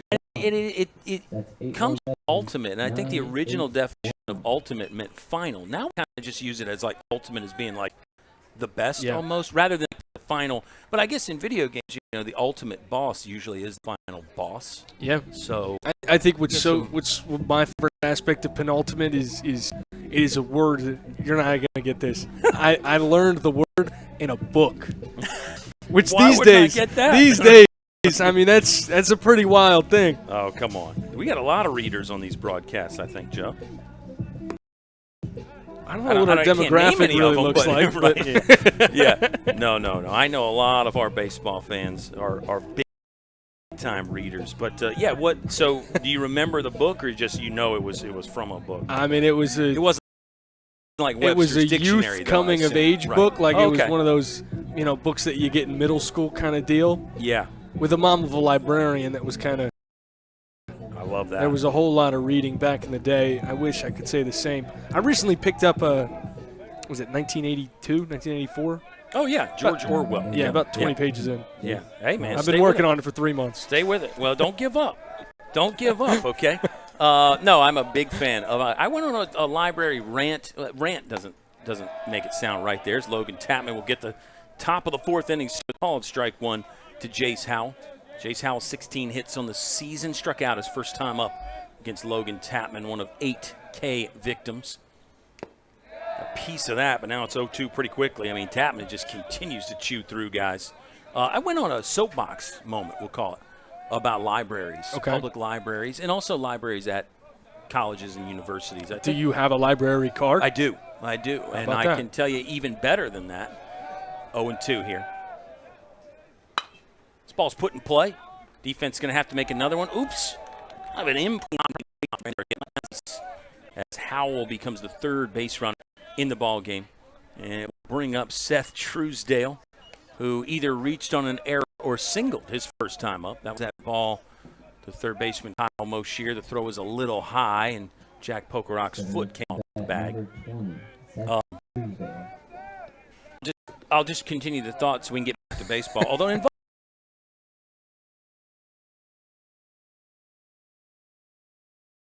Iowa in the World Series, I got a library card to the Cedar Rapids Library so I could use their facilities to print out some stats. Okay. Yeah, you didn't get a book. I did not check out a book. No.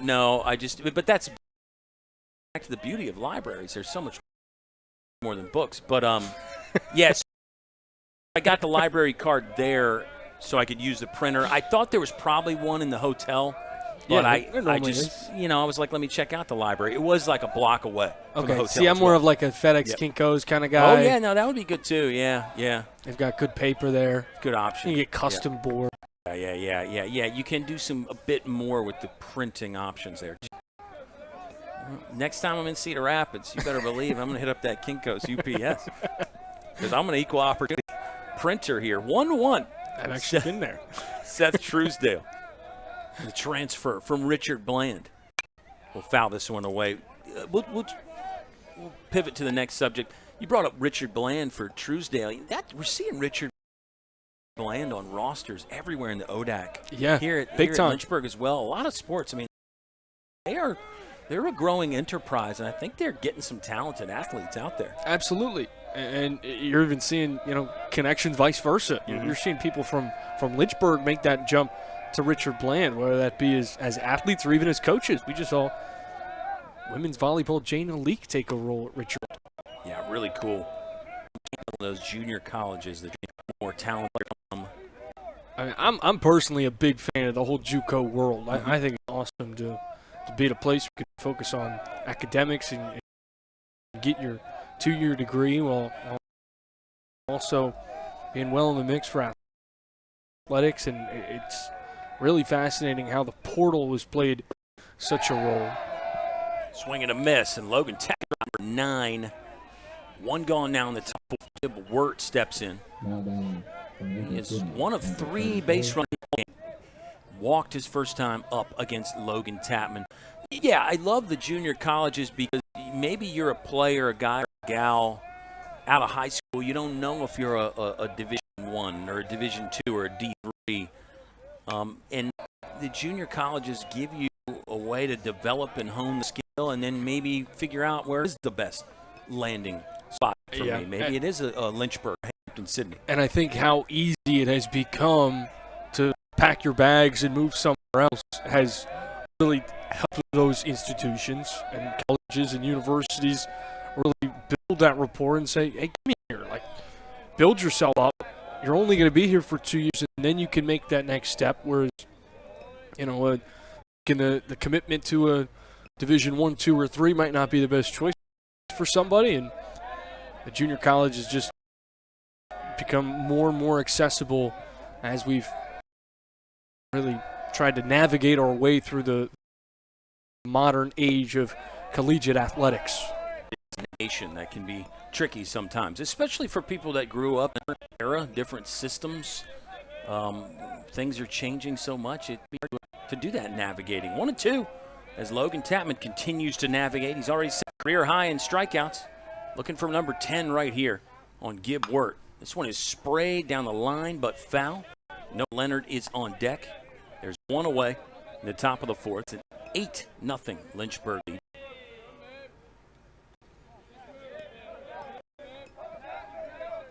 I think, for some people that transfer portal is kind of a dirty word or dirty Absolutely, phrase, I guess. Yeah. But I don't think it has to be. I think it's just a modern reality of college sports. It's the Wild West. I mean, it has been unrestricted, and there's not a whole lot of borders on it, which has really made things messy. In all honesty, in my opinion, it's just made what's been happening for years under the table unseen.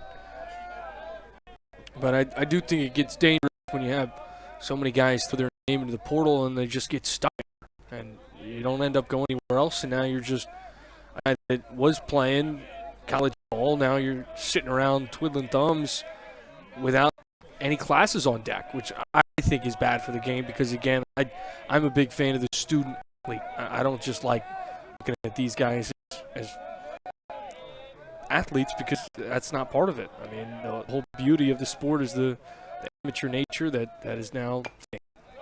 Yeah, that's a really valid point by you. I mean, that I think the NCAA or whoever needs to decide going forward. Are we going to be?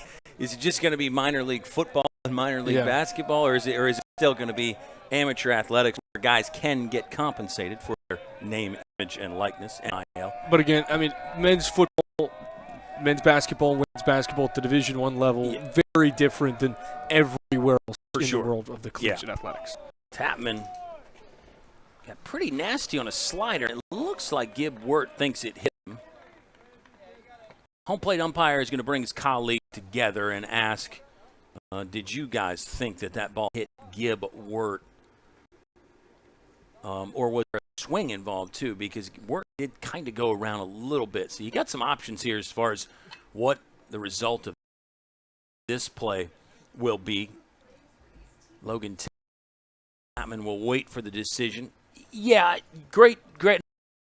Another great point by you, because you do need to differentiate, because college football at the Division I level and college basketball is really sort of a different animal. Now, you are getting a lot of transfer portal into baseball and even at the other levels as well. Yeah, I'm going to call Wirt back, but go ahead. There you go. I mean, we're seeing softball pitchers making $1 million. Right. It's wild. Discussion's going to continue with Gib Wirt as to whether he got hit by the pitch or not. And fantastic high-value replay from our LHN.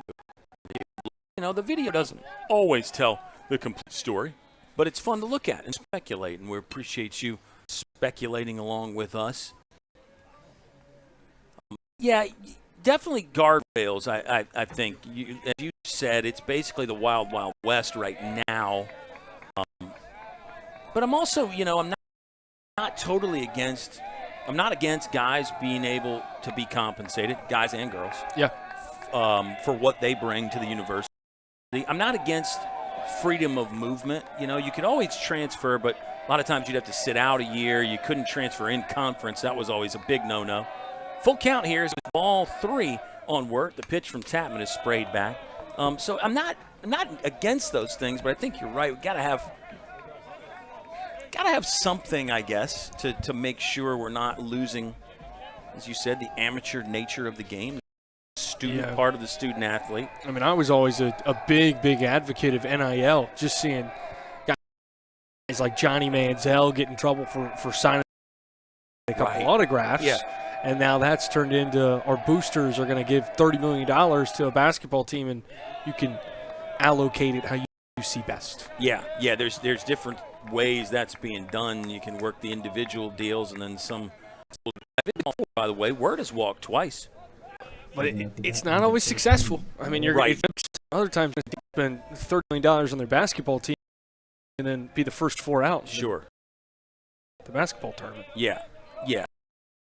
And again, like it is tricky and it is hard. We could probably spend the entire rest of the game and more talking about it and still not get the answers, because you hope that the powers that be are talking about these things. It will be a call. Noah Leonard went around. Now our umpire has the mask off, and he's going to the Lynchburg dugout to have a chat maybe with Travis Beasley about something.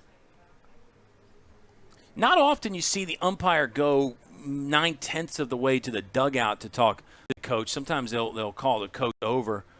They're looking at something here with the batter's box. I think maybe, the lack of a batter's box is bothering our.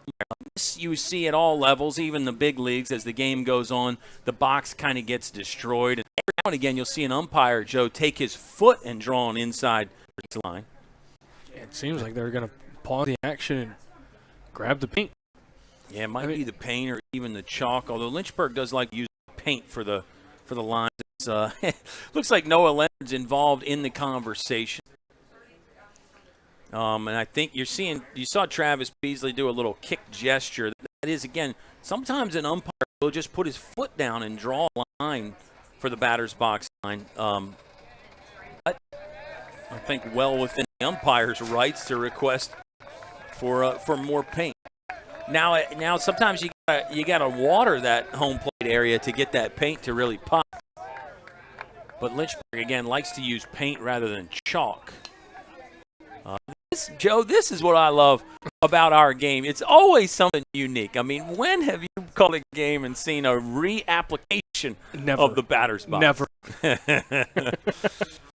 And now in 20 years, you'll be able to say, I remember one time I was calling a game and the umpire said, bring me a new batter's box. Now, if you're the hitter, Noah Leonard, do you immediately kick that away with your foot? I'm sure Noah Leonard won't, because he's the catcher for Hampden-Sydney, Joe. So you don't, as a catcher, you never want to get the umpire on your bad side. Another hitter might kick the Noah Leonard's going to, as the catcher, say, I'm going to do my best to keep that looking good for you, sir. One of those deals. What I'm going to say is, I don't know if this is going to be the last time today that this happens. I think you're onto something there. I mean, this doesn't look like it's going to stay the whole way. I mean, sure. I think our lines at the beginning of the game looked a whole lot cleaner than they're looking right now. Yeah. Well, that was they watered that dirt to get it to really stay in there. So looks like they're going to run back over, do it one more time. Yeah. This is fun, though, and it does put Matt Balance there in the spotlight again. Assistant coach Matt Balance working on the lines here with our umpire to get to satisfaction. Baseball is a funny sport like that, though. Last game we saw third base get popped up. You'll see that every now and then. You just got to dig out the hole there and put it back in.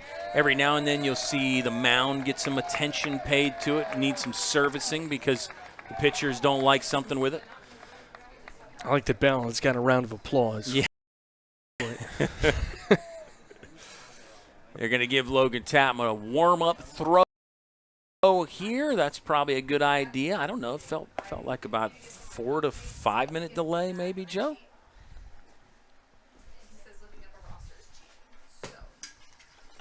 Logan Tapman's going to get multiple warm-up pitches. Tapman struck out 9, walked 2. At least one error, maybe more.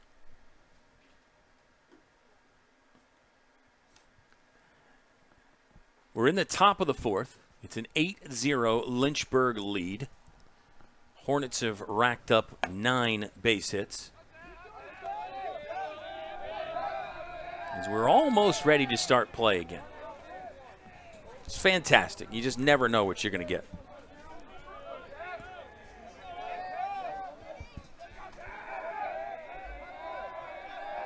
And it's an 0-1 count to Noah Leonard, the catcher for Hampden-Sydney.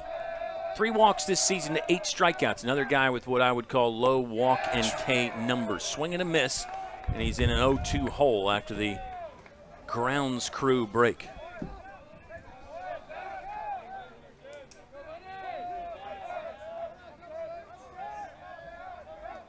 Runners on first and second. Comes the pitch from Tapman. Got him again. Wow. 10 punch-outs for Tapman. 10 strikeouts. He's extending that career high, and there's 2 away in the top of the 4th. This is unbelievable. I mean, I don't know if I've ever seen anybody be straight nails like this. He has been on target all day long, so no signs of slowing down and just working his way through this order. Comes the lefty Lester. He struck out last time up, and it's strike 1. He's in an 0-1 hole. First pitches, I mean, Tapman is just absolutely chewing guys up, coming after him first pitch. Not always fastball. Everything is thrown has been seemingly in the zone first pitch. This ball's hit to Ben Jones. Backhand dive, underhand flip. They got him at second. Defense came alive. Good play there to keep a clean sheet for Lynchburg. Hornets on top 8-0. We're headed to the bottom of the 4th. We're due a break here. Back in a flash.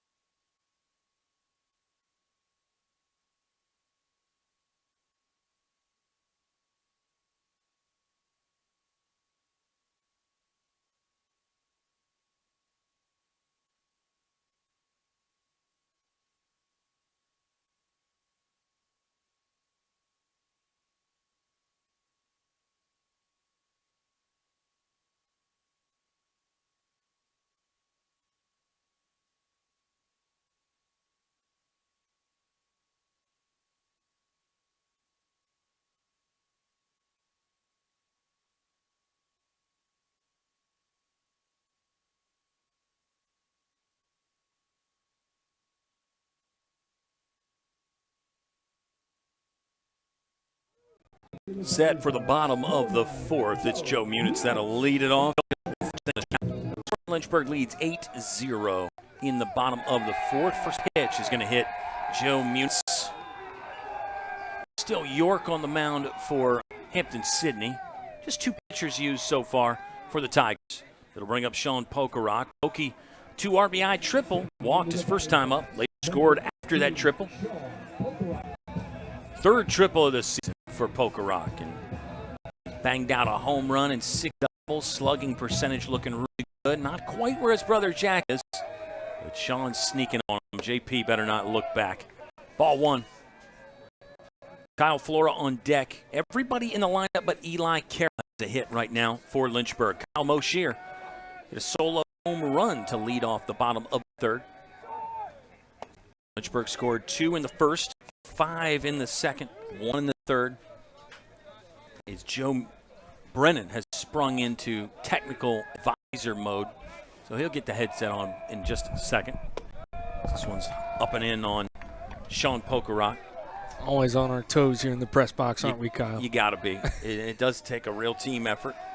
It's fun when we have the resources. You know, we like doing those games when there's only like 1 or 2 of our crew. This ball's hit up the middle. Oof. Maybe at least 1 for Hampden-Sydney. There's 2 back-to-back double plays, basically, for the Tigers. They got out of the 3rd inning with a 6-4-3 double play, and here comes another one, Joe, as Sean Pokerock will ground into it. 2 for the price of 1, and now there's 2 gone. Bottom of the 4th. I've been really impressed with Vestridge short today for the Tigers. He's put on a really strong showing. They had a few shots at a double play earlier on in this ball game, just couldn't put it together. And that time it looked like they've just been doing it all season long, every single day of the week. 7th double header of the season for Hampden-Sydney. For reference, Lynchburg's defense has turned 10. Kyle Flora, this ball's ripped into left field. Long run here, and it's down for extra bases. Left fielder Gibb Wirt couldn't get to it. Flora's going to stop at second. 2-out double. He's in scoring position for Eli Carroll. This would be a good time for Carroll to join in on the fun today, having a man in scoring position with 2 away. 10th hit of the ball game for Lynchburg. 4 of them are extra base hits. And yeah, Carroll could join the party right here and possibly plate Lynchburg's 9th run. Flora runs well. Carroll was 3 for 4 with 2 runs scored in that first start this weekend up in Harrisonburg. He's 0 for 2 so far today. Flew out to center on a ball. He really hit on the button, and then a 6-4 fielder's choice to end the 2nd inning. Moshier on deck. Led off the last frame with a home run.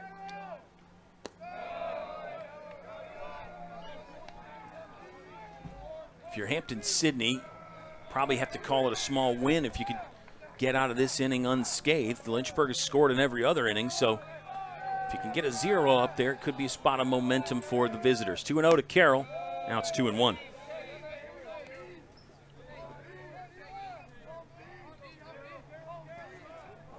Yeah, it felt like that pitching change for him was just what the doctor ordered. It was like ever since then, everybody's just kind of waking up a little bit. And it hasn't just been on the mound. I mean, we've seen some great defensive plays on this infield of Hampden-Sydney as well.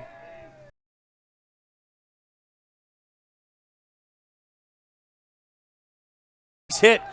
Flora's getting the turn, and he will score. Run number 9. Now everybody in the lineup has a hit. Nice job on the backup there by York. He didn't exactly stick the landing, but he made sure Eli Carroll didn't get an extra base.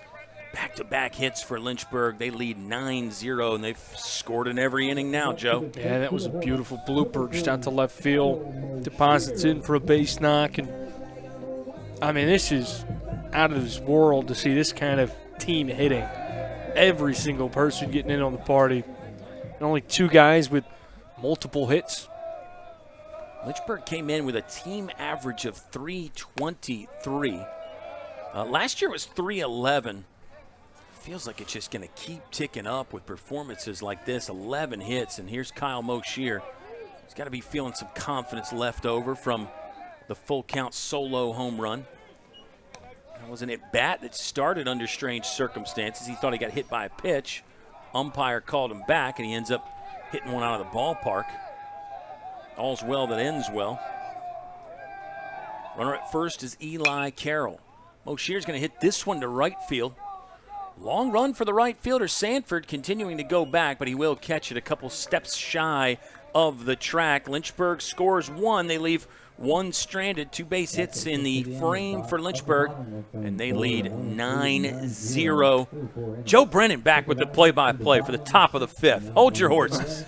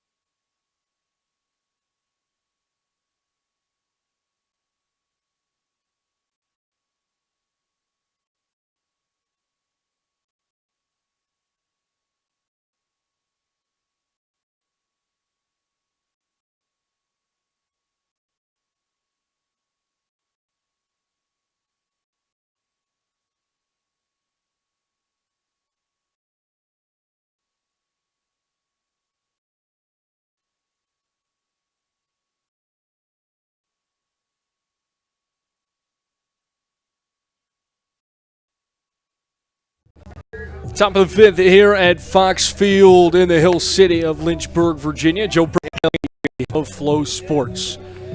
Up to bat at the top of the fifth frame. Hunter Langston lead things off as they'll go 8-9-1 with Sam Vick on deck and Chase Sanford in the hole. Langston last up to bat in the second inning where he struck out swinging, a common theme from today as Tapman has been putting on a clinic on the bump for the Hornets. Inside pitch on his first one that he let loose. Yeah, rare miss on the first pitch, Joe. We've been commenting on that. He'd been so good that first pitch, getting ahead of everybody. 1-0 on the way and back against the wall once again as he's down. It was something we saw early on in the game, especially. Tapman did a great job getting ahead in counts. Then in the second, third inning, he started to fall behind here and there, but still, I mean, racking up those strikeout numbers, it really hasn't seemed to faze him too much. Just a matter of if he wants to play with the pitches earlier on or later on in the counts. Either way, no one's really been able to diagnose what he's been doing today as this one's lifted out to center field. Quinn Madden, a can of corn into the glove for the first out of the frame. Madden had it played perfectly. Not a bad swing from Langston, and when you're a ball club that hasn't had much going, and you got to file that under maybe one of the better swings. Langston, I had a great note here, Joe. His dad played here when it was Lynchburg College and also played some baseball at Norfolk State. So hopefully we got some members of the Langston family watching. First pitch catches the inside corner. That's pretty good.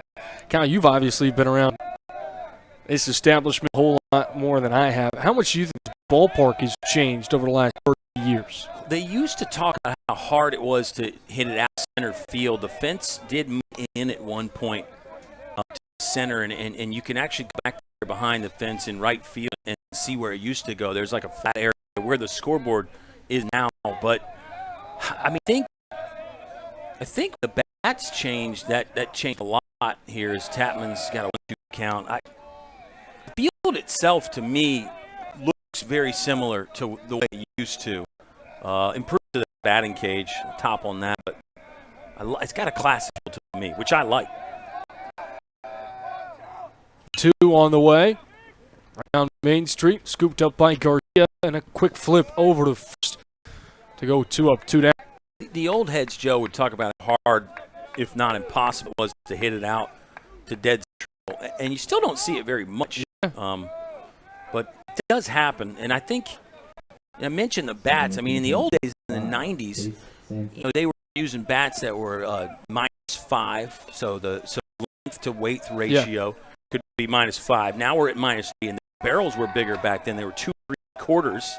Now you've got 2 5/8 inch as the radius. So that changed a lot as far as being able to hit the ball in the ballpark. And that your question was more than that, but I don't know. For some reason, home runs was the first thing I thought of. I guess that shows where I'm at. Right? I'm curious. I want to obviously when you change the diameter of the bat, as this one's lifted down the right side and into the bullpen. That certainly makes it a whole lot easier to put quality contact on the ball. But going from that -5 to -3 for the average fan that might not know a whole lot about the implications that has on a batter. Yeah, I think that has big implications. It's going to take some bat speed away, and that was the idea. They felt that those old bats were getting just too dangerous, and then they changed them again as far as the exit speed velocity in kind of 07, 08 range. We'll hold on for Tapman's 0-2. Popped up, center field. Quinn Madden on his horse and brings it in with relative ease. 2 plays made out in center by Quinn Madden, along with a 6-3 connection to go 3 up, 3 down. First time we haven't seen a strikeout in a half inning for Tapman at the bump. But the defense, while they haven't been called on a whole lot, when their name has been called, they have been up for the task, Kyle. Yeah, I think they've been ready, and I think that's so difficult, especially about being an outfielder. You're not really in the spotlight as an outfielder, But you have these moments where you go like a full hour without having to make a play. Then when you finally have to, it can be difficult. So good job there by Matt. I know we saw a nice long run by Kyle Flora on that foul ball. Didn't get there. But yeah, continuing the bat thought, I mean, I think it's interesting because in the big leagues, you've got a lot more variety. You do hear about guys using a 33-inch, 30-ounce bat. That was, I guess, what Barry Bonds used. So he used a bat, which a lot of college players will use. Usually college guys at 33 or 34. You do see some 35-inch bats floating around the college game, not as often. But then when you get in the bigs, it's kind of that wild, wild west phrase. I mean, a bat that a lot of guys like to use was a 36-36. 36 inches and 36 ounces. It would feel like a lot to us. But a lot of those pros, you know, they want the bat to do more of the work. And then to get all the way back to the Babe Ruth days, supposedly he used like a 40-ounce bat. Wow. But he could get it around. So that's, I mean, you got to, you know, me and you, we'd already had 2 strikes on us before the bat even got off the shoulder with a 40-ounce bat. You'll hear about guys dropping the weight as the year goes on because you take so many swings. You get into August and September, you feel like the bat speed's not there, so you'll get something a little different, take the ounces off. So it's cool to look at what different bats pros will use. I think Tony Gwynn was like a 35-inch bat kind of a guy.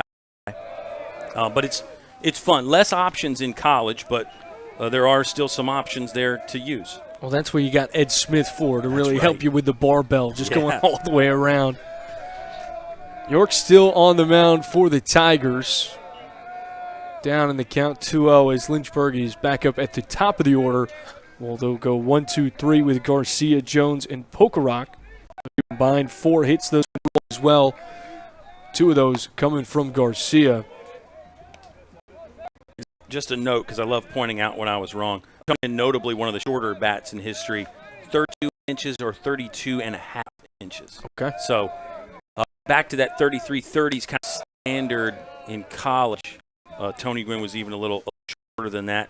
Do see some guys in high school and college use a 32-inch, 29-ounce bat. It's available. I can also imagine that there's a pretty big difference, too, when you go from the collegiate bat to the wooden bat. Yeah, the wood, that's such a fascinating thing in itself. And they're all maple now. There's no more ash anymore. Joey Votto was the last player in the big leagues that was using an ash now. Payoff pitch for Garcia on the way. Kept the bat on his shoulder for his 3rd walk of the afternoon. Yeah, per day for Brandon Garcia, and just classic leadoff guy. 1 for 1, but he's been on 4 times with the walks. He doesn't swing bad pitches, Joe. Somewhat similar to the last game he had against EMU, where he went 0 for 1, but ended up with 4 on the day. Yeah. I mean, I think that's, you have a leadoff hitter who leans into that and who is okay taking walks. You know you're going to be very successful. Obviously, Ben Jones leads into that. He's the Lynchburg all-time leader walk, so he doesn't offer at bad pitches either.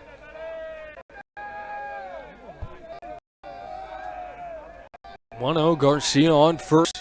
Right-hander deals. This one drilled down the right side, but it'll go foul to tie up the.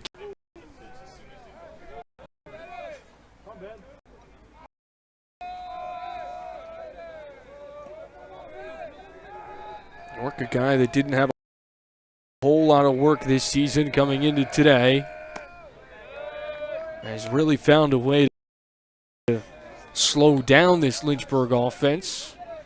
Nobody's had the answer to stop them, but that's a tall task for anybody in the NCAA against one of the hottest hitting teams in Division III. Check back to first just to keep Garcia honest. Garcia's already got 1 stolen base already today that came on a passed ball. It was back-to-back steals from Garcia and Jones. Since then, not a whole lot of movement on the base paths from Lynchburg. No real need to be overly aggressive, though, today when you've got 11 hits. Count tied up at 2-2 for Jones. Simmers outside. Brandon Garcia. Oh, they called a balk. They called a balk there. Yes, they did. Was wondering why Brandon Garcia was just kind of casually strolling to second. The field umpire called a balk on York. I think he did not come set, so it's back to a 2-2 count. But now Brandon Garcia is in scoring position. Same result.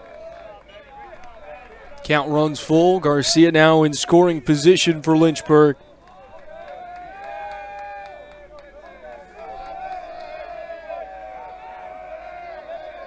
The 3-2. A chopper down the right side, scooped up by Powell. He'll charge at first and take it himself as Garcia simultaneously gets to third. Not a bad at-bat there from Ben Jones. I mean, even up 9-0, he's conscious of trying to get a ball to that right side and move Brandon Garcia up. I think he would have preferred base hit, obviously. Is that a little fins up action and not to Long Island? Have you been keeping up with that? Or Jimmy Buffett? So the Long Island Sharks, the mid-major basketball team, which has had some success this year, they had 2 local guys just decide to become diehard fans of the team's basketball program that didn't have a whole lot of success and started the Sharks of Long Island, and that has quickly become wildfire on social media. Yeah, I love it. I love things like that. Things that catch fire, and then also, little celebrations and things like that. 1-1. Lifted out to center field. Charging in is Vic. Makes the grab. Garcia going home, play at the plate. Not going to be made in time. Garcia slides home safely, and the Hornets by double figures. Another RBI for JP. I know he didn't get the swing off or the contact that he wanted, but he did enough. Nice base running there by Brandon Garcia as well. Garcia's got 3 of the 10 runs. Poker Rocks driven in 2. Classic Lynchburg game all year long. Now 2 away as we go to Quinn Madden in the cleanup spot for Lynchburg. Madden had a unconventional double that we saw that was drilled down on the third baseline to kick things off in the first inning. Since then, he's had 2 balls look very similar to that one, right up the gut, made by the shortstop investor once again, who has had Madden's number all day long. The Hornets get another one on the board and out in front by 10 as we move to the top of the 6th.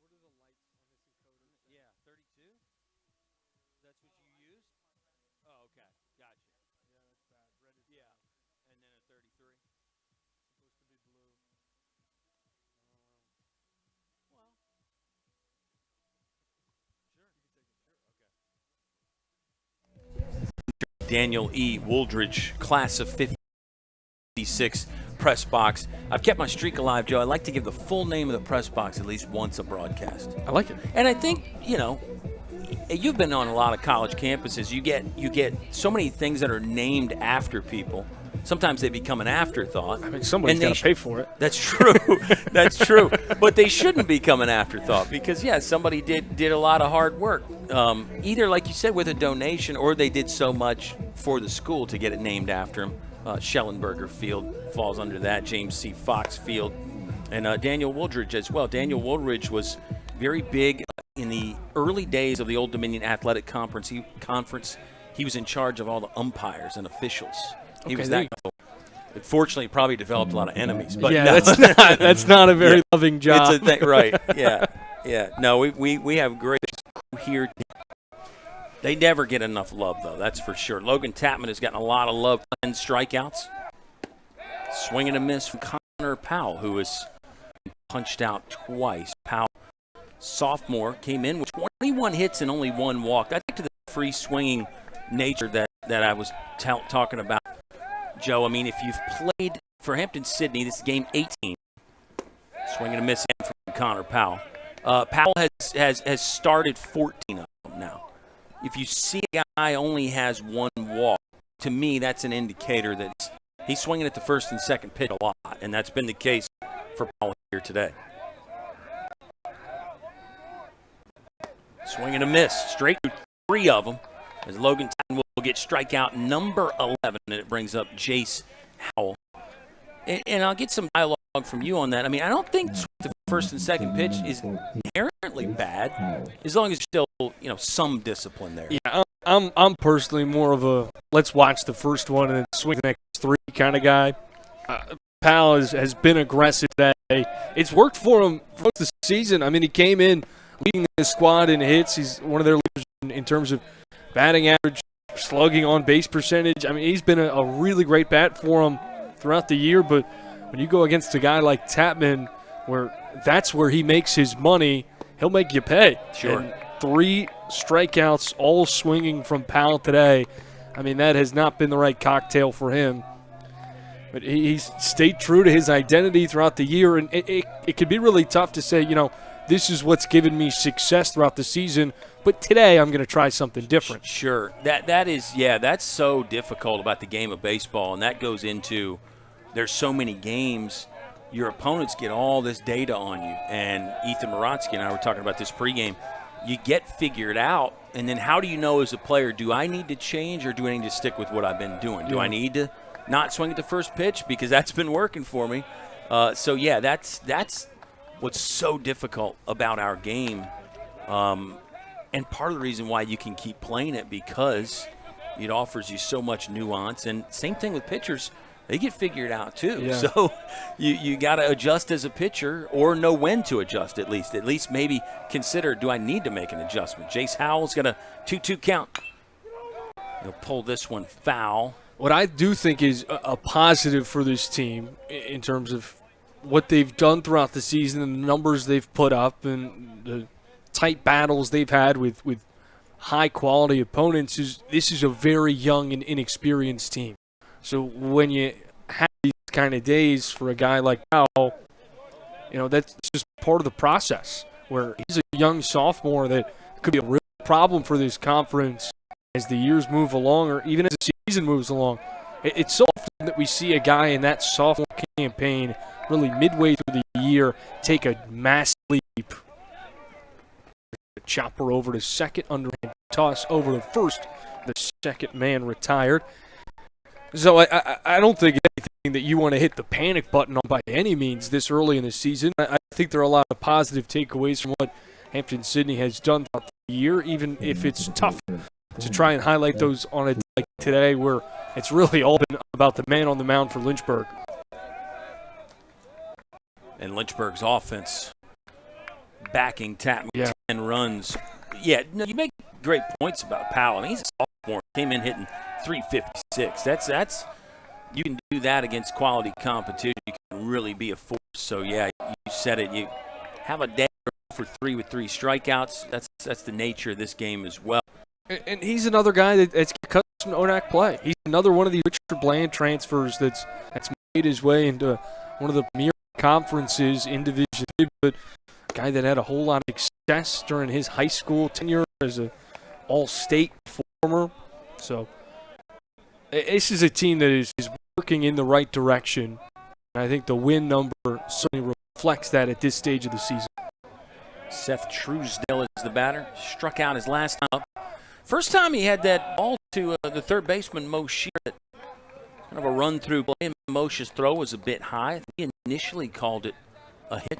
I'm not so sure it has been scored that way officially. So I'll try to dance around that just a bit here for Logan Tapman.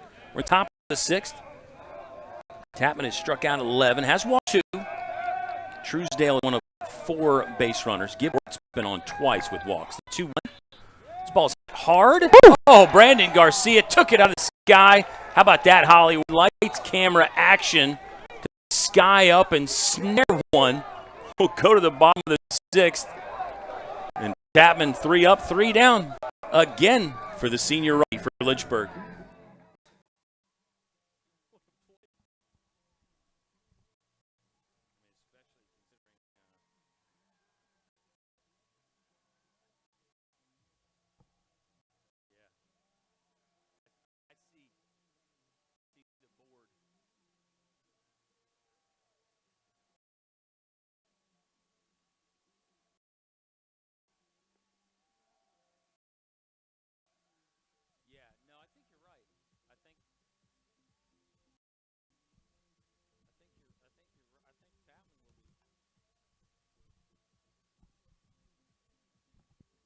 That's why I'm trying to dance around it now. Huh?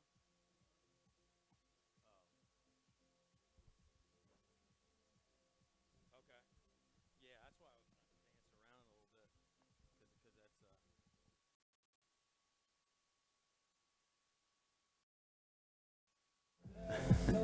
that's Kyle and Joe are in the bottom of the 6th.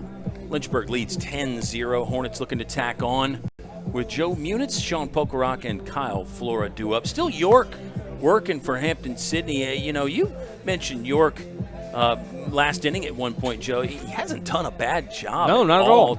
Adverse circumstances to work, but I think he's done a fine job. Now, the question is, again, with this Lynchburg offense, a fine job sometimes can only take you so far. So you have to wonder if the Tigers have a third arm ready to go. I see some activity in the Hampden-Sydney bullpen. Yeah, you get the sense that you've probably got York for another 3 outs before you turn to the pen. York has been out. He's been, nickel and dimed a little bit by this Lynchburg batting order that has just been money today. Everybody through the order grabbing at least 1 hit. You've got a couple guys that have a pair, and one of which will get the plate in this frame for Lynchburg. Kyle Flora in the hole right now. Jack Pokerock is a 2-hit day. Garcia and Jones have both been on multiple times. So is this man, Joe Munitz, single and hit by pitch. He was hit by York last time he faced him. So this is the second time through the lineup for York as well. I think you mentioned, ideally he gets you through this inning. Lynchburg, if they still lead 10-0, would not need to bat in the bottom of the 7th because of the run rule. But perhaps Hampden-Sydney can extend the game a bit. Joe Munitz is going to join the 2-hit club. Just sprays a single backside there. Good piece of 2-strike hitting from Joe Munitz, and that's base knock number 12 for Lynchburg today.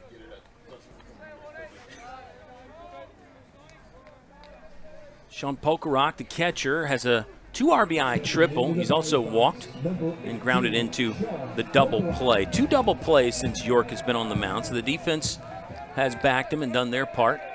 The senior right-hander for Hampden-Sydney. Curveball comes in, catches the top of the zone for strike 1.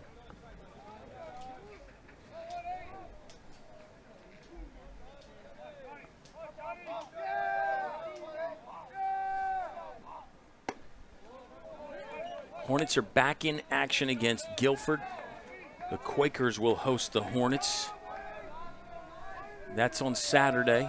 Guilford, another year where the offense is really humming along. Joe Munitz will advance on that dirt ball read and slide into second.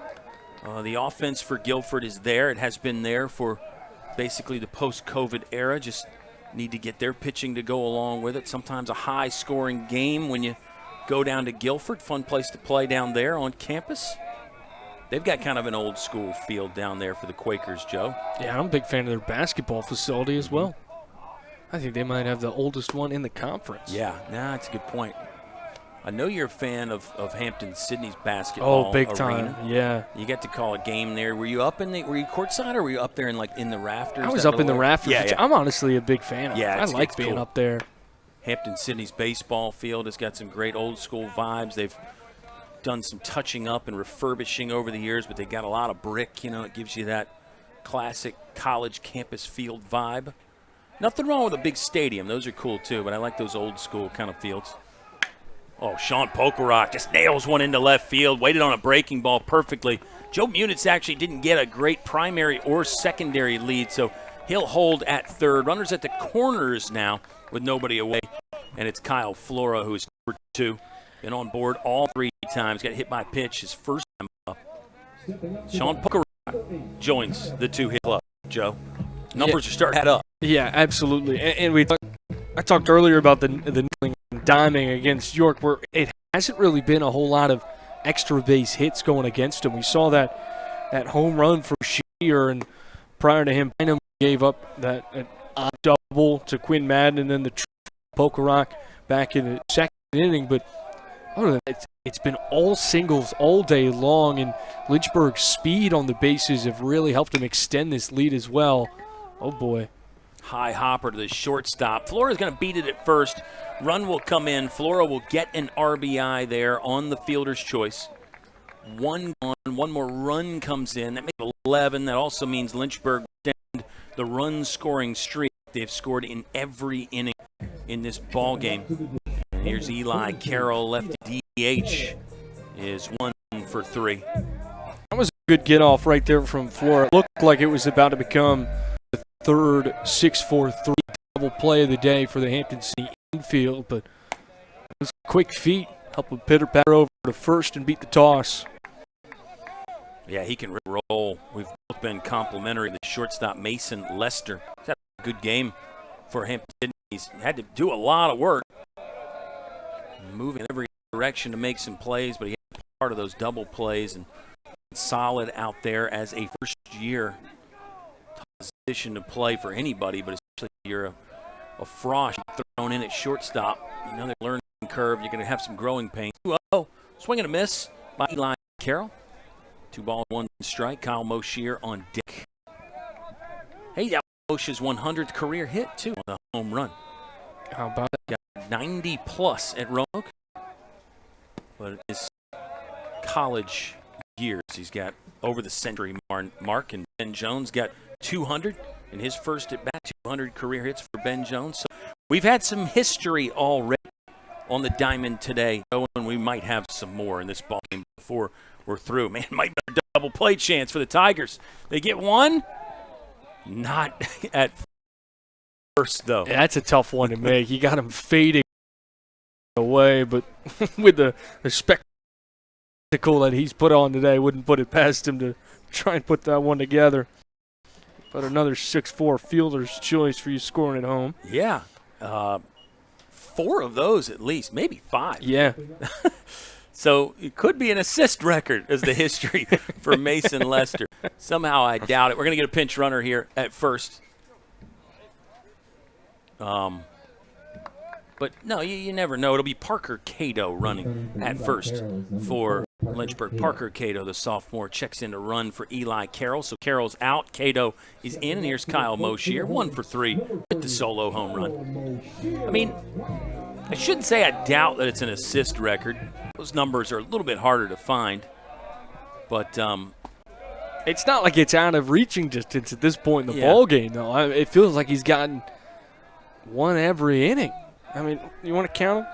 I've got 7 assists for the shortstop, Mason Lester. Seven times the number has started with a 6. Pop up, foul territory for Moshier. Third baseman missed it. Ouch.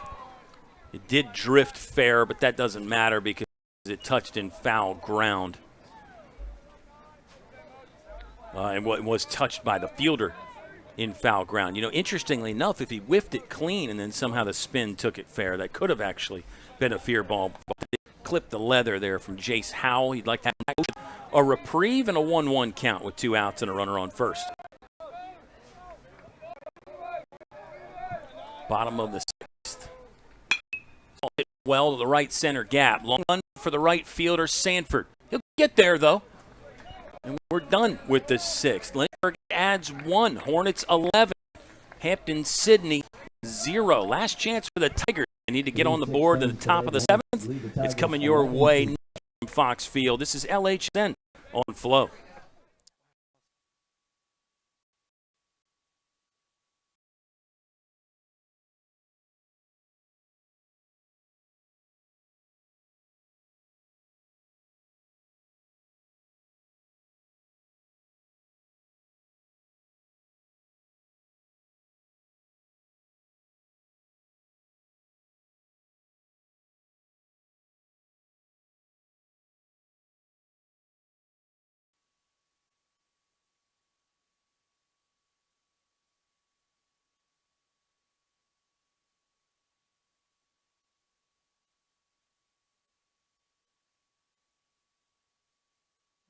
All right, we're in Code Red Day. They're giving away some bucket hats, and they've got some criteria that you need to meet to win some of these bucket hats. And one from Eli Schilling was you got to prove you have over 1,000 unread emails. So that's pretty good. And now we got some baseball trivia as a bucket hat giveaway possibility. But we're in the top of the 7th with the run rule. Hampden-Sydney needs to score 2 to stay alive here.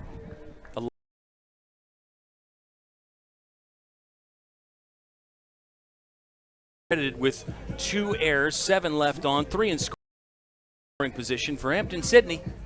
No runs, and they have left 4 aboard. Hampden-Sydney got multiple runners on actually in the 2nd and the 4th.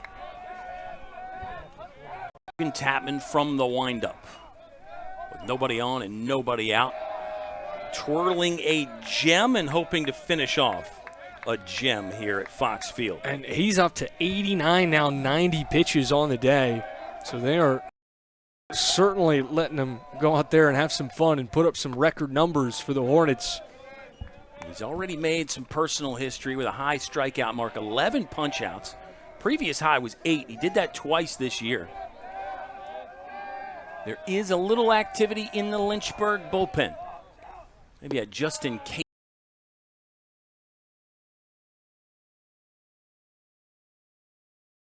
Mason Lester. 2 lefties in this mix here. Wirt, obviously, as you can see, and then Lester, the other lefty that'll be coming up. This one's sprayed down the left field line, not going to stay fair. And now it's 2 balls and 2 strikes. So I'll dance around this again, Joe. We had the little tweener play in the 2nd inning where Seth Truesdale hit that ball to Kyle Moshier, and Mosh charged it through. The throw was a bit high. Jack Pokerock might have lifted the foot from the bag, but Truesdale got on, and he got on via an error, according to our official scores. And how about strikeout number 12? History continues, at least in that regard. This time it's a punch-out looking as Wirt couldn't get the bat off his shoulder on an outside slider. Well, you know, there's only one thing better than a dozen, Kyle. That's a big.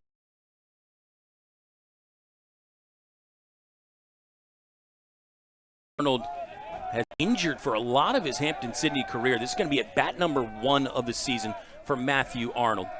A couple fun facts about him. Chatham High School, he was a state golf champion as an individual and also won a state championship in baseball. I think that was his junior year, 2019, and then 2020 COVID hit. But Arnold's a good player, and he's getting the pinch hit option here for a reason. Just been trying to get healthy for the bulk of his career. So this is at bat number 1. He'll hit that one back to Tapman. Should be an easy play for Tap. It is. And now there's 2 gone in the top of the 7th. So a short visit for Matthew. Harder balls that's really been put in play off Logan Tapman today. Hey, Kyle, you're a big golf guy, baseball guy. You feel like there's any correlation with your swing?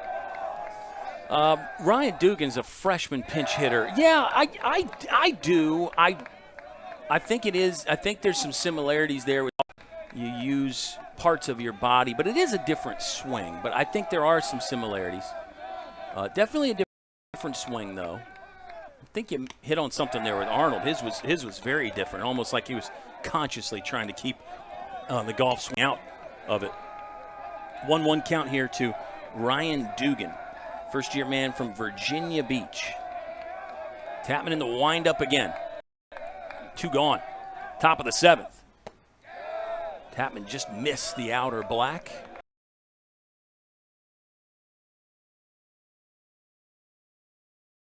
There's some good takeaways, though, from the biomechanics of each swing and how they work and how the body has to work all the moving parts.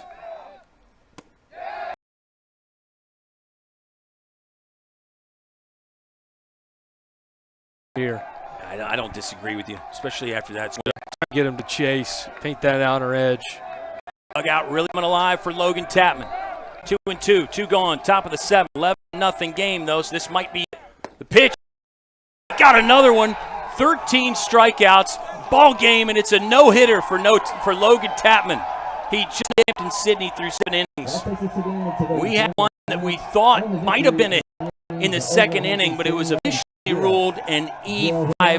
That means it's a no-hitter for Logan Tapman, 13 punch-outs, and Lynchburg will win the ball game 11-0. Didn't want to get accused of a broadcaster's jinx there, Joe, so we were trying to dance around it all game. And now we get to finally sit no-hitter for Logan Tapman. And the Hornets celebrate behind the mound, as they should. Last no-hitter for Lynchburg was 2024 Wesley Arrington in the ODAC tournament. And really there was a kind of a similar circumstance because there was a tweener ball that got called an error in that game. And then everybody looked up in the eighth inning and they saw Wesley Arrington pitching a no-hitter. Kind of a similar circumstance anyway.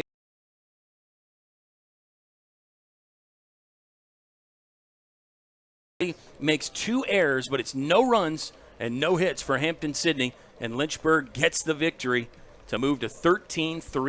What a red. I mean, that was – it's so tough to highlight him alone in this game, even though he had a no-hitter, because you had a Lynchburg team that, hit the skin off the ball. 13 knocks, 3 going for extra bases. You got the first home run of the year for Moshe. It really all got going in the first 2 frames, and then it was just one away the rest of the way to the end. And that's a good way to wrap up a Code Red game, if you ask me, Kyle. That's going to be a Code Red to remember for sure. Tapman twirls a gem on this Wednesday at Fox Field. The Snake Farm celebration is on, and hopefully we can get Logan Tapman up.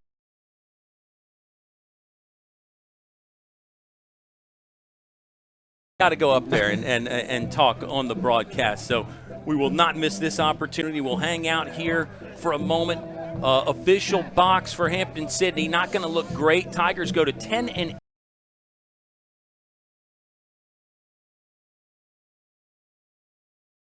But it was no runs on no hits. Hampden-Sydney did not make any defensive errors. They did leave 4 on board. That was 2 walks and 2 errors, the runners for Hampden-Sydney. We've both said this today, but this is a Hampden-Sydney. There's a lot to pull off yet at all. I think they could get in the ODAC tournament. I think they could make some noise in that ODAC tournament. And still the rest of the regular season as well. Absolutely. They're sneaky, and they're just only going to continue to get better as this season moves along, and you really work in those new faces together. But, if you look at the check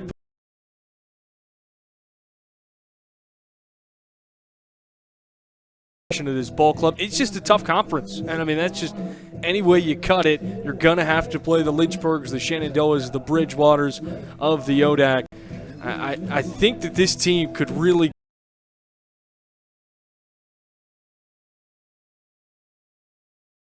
but a whole lot of positives, even though you can't necessarily draw them from today.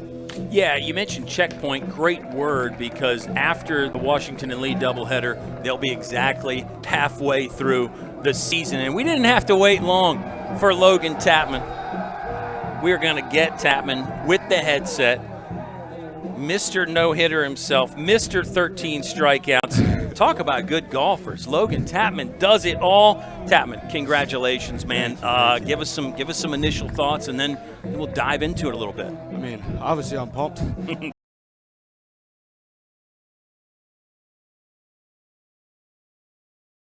Well, did you know? The scoreboard's visible. You hear guys talking. At what point did you even realize that a no-hitter was going on? I'd say right before I went out in the 7th. Okay. Kind of clicked in, but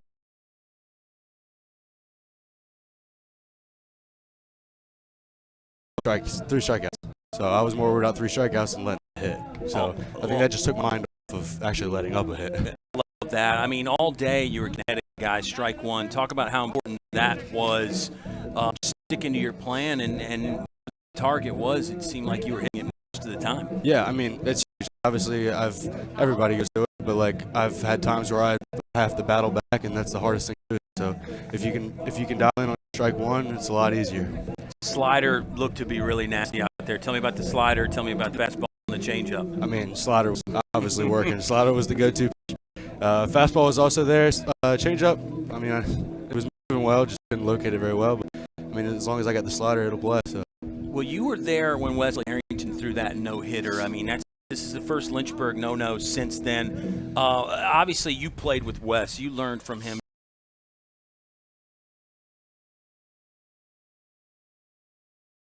Some of those other great competitors. Maybe some of the things you're learning from the rest of the staff this year. I mean, I don't really think it's something that I learn on the field. It's just watching them work, and doing what they do and my stuff, and just using that stuff to build up to be who I am. I mean, everybody's different, so being on the field is a little different, but just watching how they work and how they grind and how they fight. And I think those are the biggest things that you can take also outside of baseball. So I know you got a great support system with your dad. He's one of the real characters he's around the character. ballpark, but he's going to be loving this one. Who else, family-wise? I know you got that.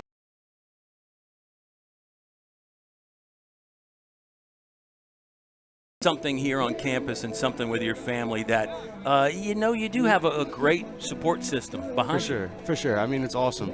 I think especially with Code Red, having everybody here and all the energy, like it changes the whole game. Just standing on the mound, it sounds like everybody's got microphones yelling at me. Like it's the energy kind of just boosts me. And I mean, same thing, like everybody shows up to everywhere, so it's just nice to have a community that works for each other. I can't let you go without asking about the lineup. I mean, 11 runs today. The boys were beating the ball around the yard again. I mean, how good is this lineup right now? How good can they be going forward? Insane. I mean, this obviously you can see we put up 11 runs and 13 hits in 7 innings, so like, I mean, I think we can still do more, obviously. Like, I think they know that too, and I mean, they're hitting the crap out of the ball. You can't ask for much more, but just as long as we keep it stable and keep it grinding. I love it, man. Congratulations, Logan Tapman. Thank you. I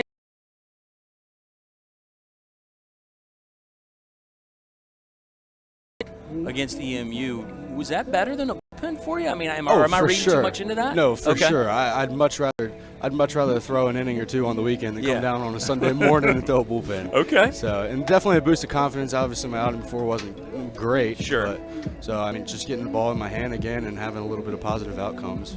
Love it. Changed a lot. Congratulations, man. Enjoy this. You've earned it. Great win. Keep do. it going this weekend. Logan Tapman, no hitter, struck out 13. And that's a good place to wrap it up, fans. Joe Brennan, thank you so much. We're getting the wave down there from one of the Poker Rocks. I guess that's Jack. He's always a lot of fun. Jersey. He's got your jersey. He's probably going to try to get that autographed or something and put that in a plaque somewhere. But, Logan, thank you so much for being here. Fans, thanks for watching. Hampden-Sydney fans, there's better days to come. The Tigers go to 10-8. Lynchburg, 13-3-1.